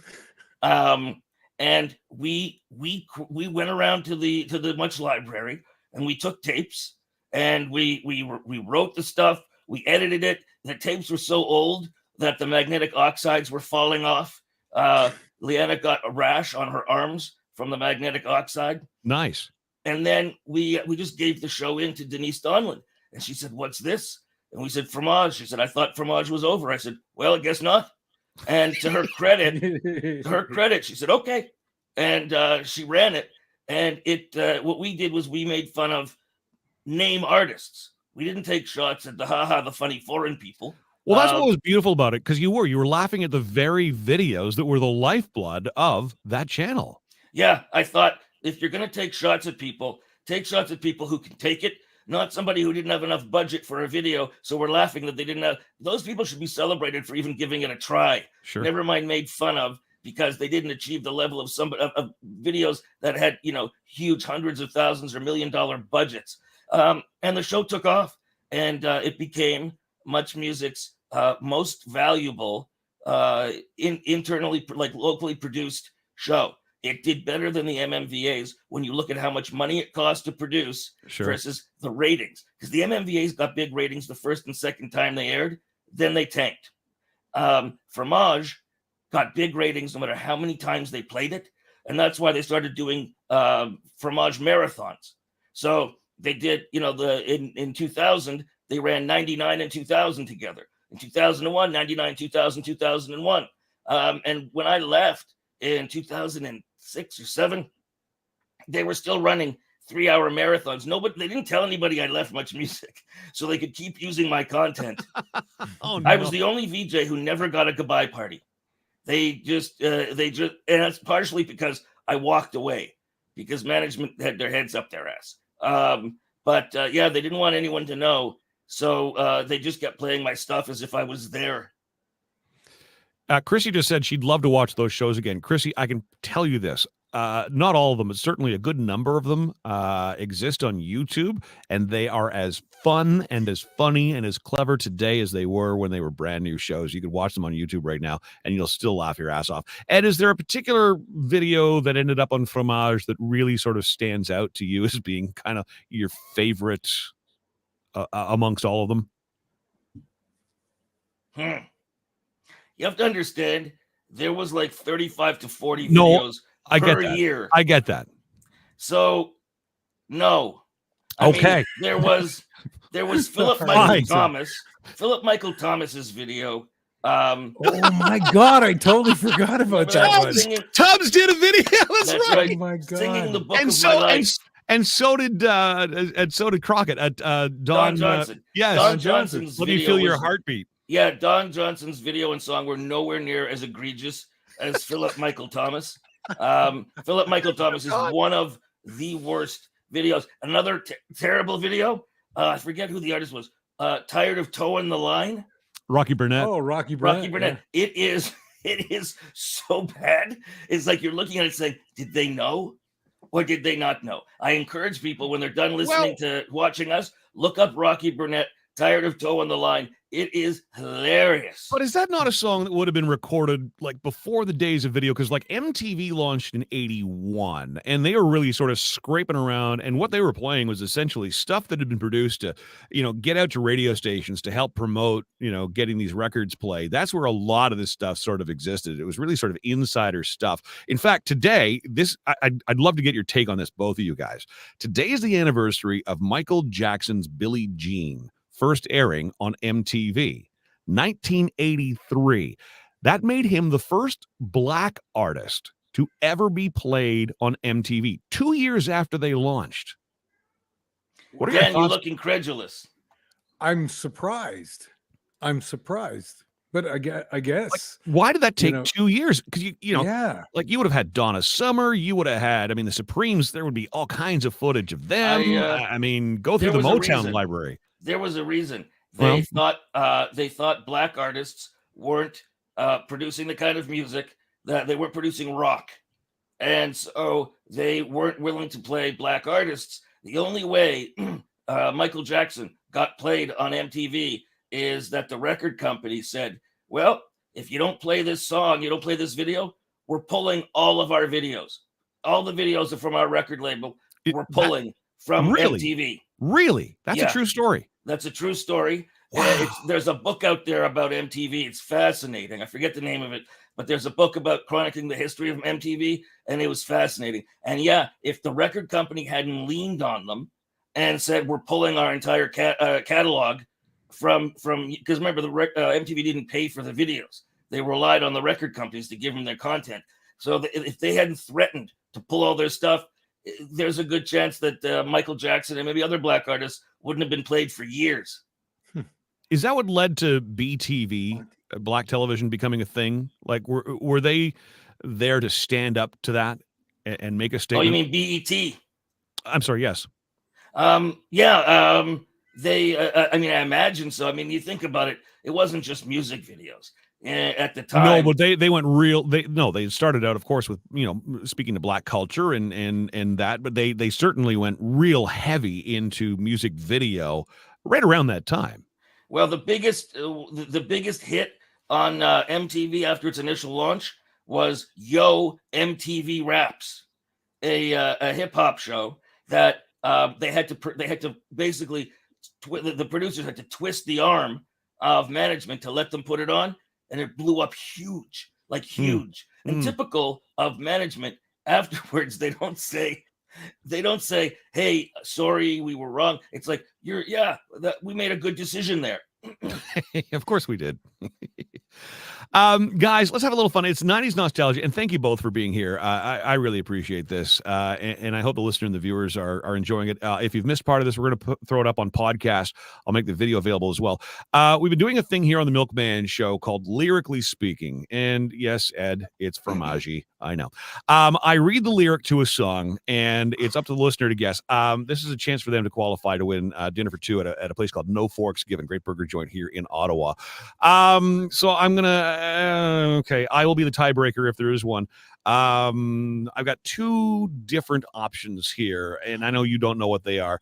Ed, option one or option two?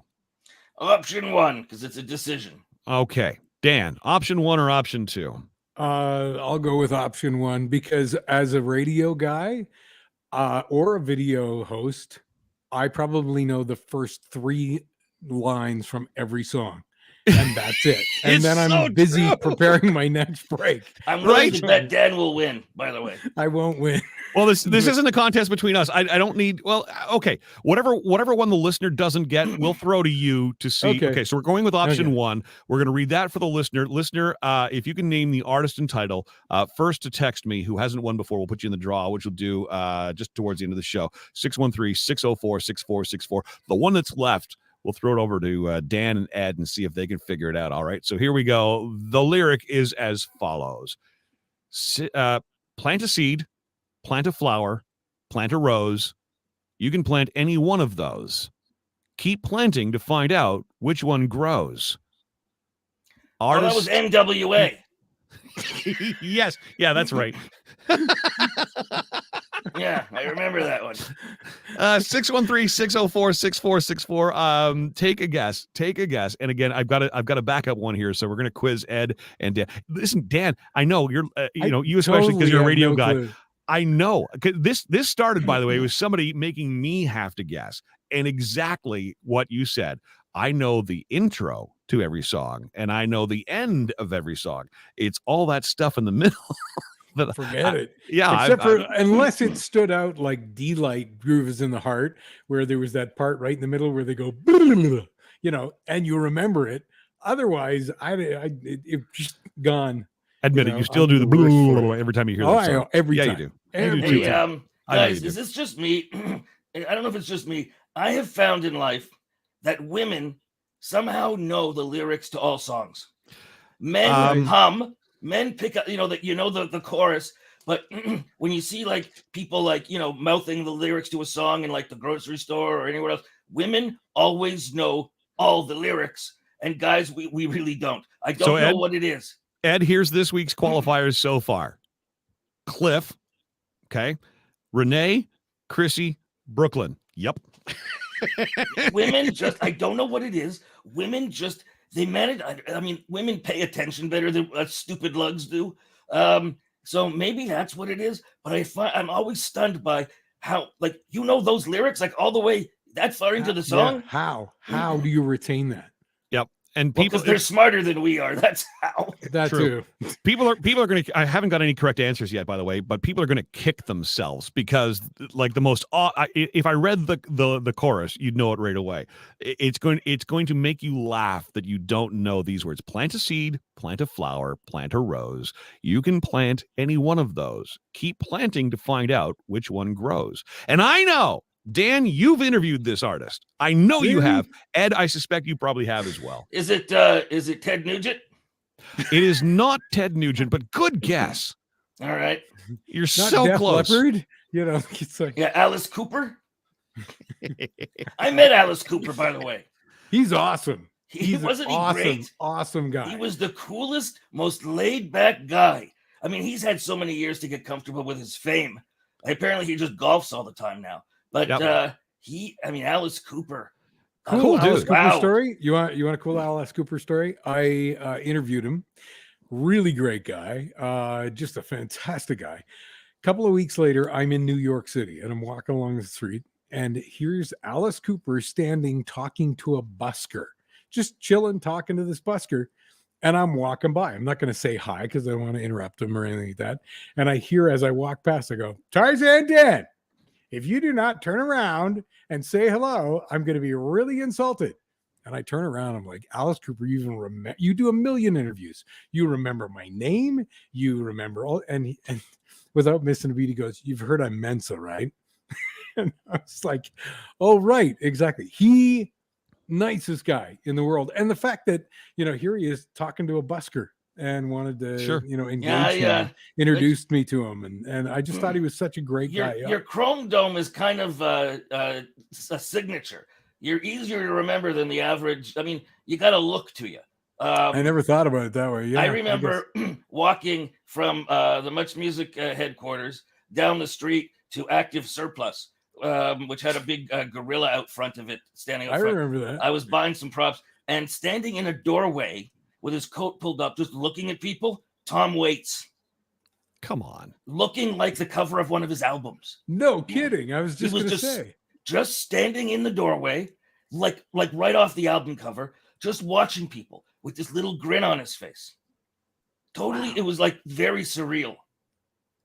That's so cool. I got a question. Question.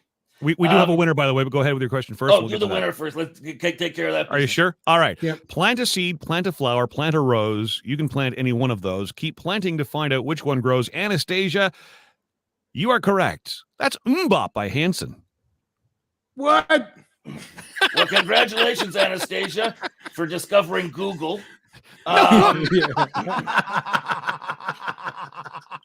You're not fooling anybody. It took you this long to answer because you just looked that up. Milky had to read it twice so she could get all the words into the Google machine. God, that's you know funny. what? The thing is that the lyrics for Mbop are actually fairly deep.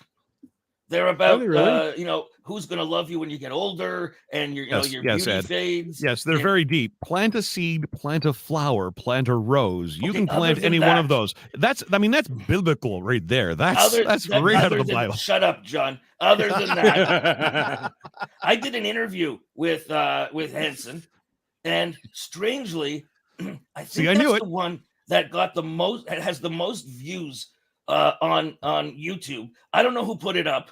I don't know who saved it. I don't know why, but that is up there. I don't know why. So she's claiming she didn't Google. She has Blair. Okay. Oh, that's the substitute. It's like there's Bing or Microsoft Edge. There's Google or Blair. I believe Blair is dad anyway.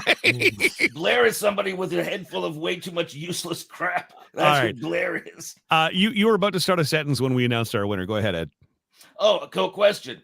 A band or a performer who originally you just couldn't stand their music, and now you find yourself actually liking when you hear their music. You're like, oh yeah, and you find yourself humming along and liking the music. Who would that be for you? Gee. I love dead air. I'm glad I asked you a question. Oh my God. James says Nickelback. That's the obvious one. I listen. I just finished, sort of cringing at Nickelback when Dan brought them up a few minutes ago. Yeah, and listen, I got a webcam in my studio. You watch me on Twitch every single day if you follow me on BTR. I'm not big on them, and yet I will find myself bopping along to their music a lot. Gee, other than Nickelback. That I'm kind of embarrassed that I like. I'll give you one of mine while you're thinking. All right. Britney Spears. I hated her stuff when it first, just hated it. And now, in fairness, you weren't a 12-year-old girl and still aren't. Well, and I'm not now, Right. But I think it's because it's how nostalgia works. I'm thinking about my life at the time when that came out, and our happy place is where we used to be. And so I think that it just reminds me, it associates, many good feelings with me. And I don't feel the same resentment towards her that I did when she was posing like a little tart and telling everybody she was a virgin. So her parents would keep buying her album. Yeah. You know what? Now that I think of it, I'm going to go with Miley Cyrus. I really didn't get the Miley Cyrus thing, and I look at her now, and I'm That's in what I was going to say. awe. Yeah. There's nothing she can't sing. Yeah, she's brilliant. Like that, I was on the same page. The USA song. I was just like, oh, "Party in the USA." What a piece of Yeah, crap. well, we can do. Okay, let's take that out of the equation. In fairness, But Came in but like a after that, wrecking ball. there were a lot of, and that now there's so much brilliance, and it was one of those things. And I've never interviewed her or anything like that, but I think she'd be a really cool hang and a cool chat. I really yeah. do. If she's as cool in real life as she comes across in every single interview you see with her, yeah, absolutely. That's like, pour me a beer. Let's sit down with Miley Cyrus and just have a blast. I think she'd be a real hoot. All right, I promised that we would have a second lyric to see if you guys can figure this one out. Did either of you know Umbop from the lyric I gave you? All right, No. so it's not just I know the bop biddy bidap deep. yeah, but if I give you that, then it's not much of a contest. All right, so the contest is done. This one's just for fun between Tarzan, Dan, and Ed the Sock. It's been so lonely without you here, like a bird without a song. Nothing can stop these lonely tears from falling. Tell me, baby, where did I go wrong?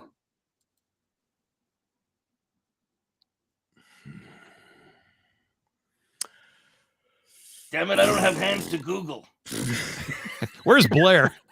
Use your Blair. forehead. Yeah, that's Blair. Can you repeat that again? Okay. The author of the song, by the way, is a guy named Prince.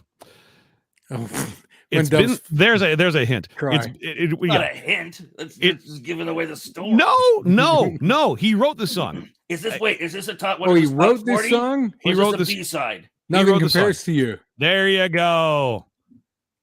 Yeah, it's been so lonely. The last line was kind of your and he wrote that under the pseudonym Alexander Nevermind. What? Wait a minute. Yeah. I'm calling foul. That was Sinead O'Connor, correct? She performed the song, but Prince wrote it. Song. Well, Dan, you and her have a similar look.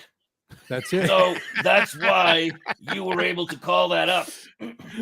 That's right. It got out of my head. They have meetings every Saturday. Yes, we all sit in front of her. And it's just and we communicate that way. Let's listen. We got to hand things over to Krista Perry here in a couple minutes. Before we go, I mentioned earlier that Ed and I are working on a podcast right now. We tested the waters yesterday. I think it went really, really well. So look for that coming down. Ed's people and my people working on this together. And Dan, well, let's start with you. Unfortunately, like you said, just before Christmas, a format flip, and I know you got a million projects on the go right now. Is there anything in particular that you are working on right now that you can reveal to us, or you just pretty much absolutely nothing I can talk about at this moment? Right. Some really interesting things are happening, and but nothing I can talk about at this time, except for the fact that I get to do this awesome little segment that Ed and I have started. Yes, called yes. News Nobody Needs. And it is so fun, and it's a 90-second take on how stupid things are. And we've been airing a few of those on clips here, and thank you both for being gracious and allowing us to do that. But please give them a follow for these. You're posting those Instagram, TikTok, and Facebook. Yeah. So Facebook, Instagram, Facebook, TikTok, I don't know and Twitter. Why? Our views have just exploded everywhere, and then Facebook hasn't. It's taken off. Like I think we were at about 1,000 views, whereas we were like in the Facebook's messed up, range. isn't it? These guys, like something's going on. on. By the way, Dan, I don't know what it is. Dan, yeah. This morning we crossed 3,000 views for the video we put up 2 days ago on Instagram. Boop, boop. All right. 3,000. We continue Instant. to climb. 3,000 views. Fantastic. And we're in the 4,000 range, I think, if I heard right, on Twitter. And then on TikTok, it was about 1,000 a piece or 1,500 a piece. I think we're at like 1,300 or something and counting. So cool. Yeah, well, thank you for watching. I posted dash cam video from my truck yesterday, and it has 58 views. So there. Okay. Right. Well, think about how much work you put into it, for crying out loud. I had to keep the car on the road, Ed. Yes, you're driving. Dan and I have to at the same write this time. material. Someone's got to edit it. We put in at least 20 minutes work. Yeah, somebody needs to sponsor that. I think If there's you want to anybody sponsor watching, that thing, if you want to be responsible for promoting Canadian culture, which people hold close to their hearts, then promote news nobody needs. Contact me or Tarzan Dan. We're both on Twitter. We're both on Instagram. We're both on TikTok. And yes, Facebook. And Ed, what are you up to these days? I know you had the FU network, and then you had launched New Music Nation, and you're kind of reworking that. We talked about that on my show when you were on recently. What are you working on right now? What's the big project for you? Well, FU Network has been rebranded as Signature Podcasts. Okay. And because FU Network was too much for Canadian broadcasters or people. Yes, you can't have FUN. No. Because you can't have fun without FU. So you can still find you can look under FU Politics, but look for Signature Podcasts, where there's a sampling of different genres of podcasts, including my Ed and Red podcast with Leanna Kersner, which we do every week. You can find that. Just look it up. It's called Ed and Red's Podcast. That's great. And I help out behind the scenes on It's Not Therapy, which is Leanna Kersner's podcast, Practical Solutions to Everyday Problems. New Music Nation is being switched to New Music Now. It's a second iteration where we play, it's much music style, but we focus exclusively on videos from Canadian artists, sometimes from elsewhere, but from Canadian artists. And we're going to be getting a channel on Roku, which goes to 63 million homes. Amazing. New Music Now is going to be an audio podcast as well. And I'm working on a new podcast called The Late Great Ed the Sock. Plus, there is a radio thing in the works as well. All right, gentlemen, thank you so much. Dan, I know you got up extra early. Thank you, Benjamin Boogers, for allowing us time with Dan. Ed, it's always great to connect with you. This has been especially great. We got to do our draw. Someone's going to win dinner for two at No Forks Given, 191 Somerset Street East. Pick a number. Who do I go to here? See if you pick the same number between 1 and 5. Ed, you're on the screen. You go first. 3. Dan? That's my favorite number. So I'll go. All right, 3 it is. 3. All right. That would be Wednesday. That would be Chrissy. Congratulations. Dinner for two at No Forks Given. Is that not the most anticlimactic contest win ever? By the way, I love the name No Forks Given. I love that. When I'm in Ottawa, I wish to go to this place just because if the name is that clever, then the place has got to be pretty cool. It is, actually, and it's run by really, really clever, creative people who've done. They started out as a food truck, and now they're this full-fledged restaurant. And it is. It's silly, goofy, funny, and it's on me when you get to town, guys. They're the ones that actually. Oops, sorry. Go ahead. No, go ahead, Dan. Oh, I was just going to say, they're the ones that have the really, really good hamburgers, right? Yep. And they have allowed me to design a hamburger for them a couple times that we've sold and raised a bunch of money for my beloved Distress Center of Ottawa and regions. So they are big into, and right now with International Women's Day, they've launched a burger that celebrates women and has a payback component to it as well. So they're always doing cool stuff like that. So Ed the Sock, Tarzan Dan. I'm blown away that this day even happened. Thank you both. Grateful to call you friends. I hope you had as much fun as the audience seems to have had. And thank you to the audience as well for your feedback. Let's do this again, guys, shall we? Absolutely. Yeah, whatever. All right. That's the spirit. Happy weekend. Move for now. Ciao.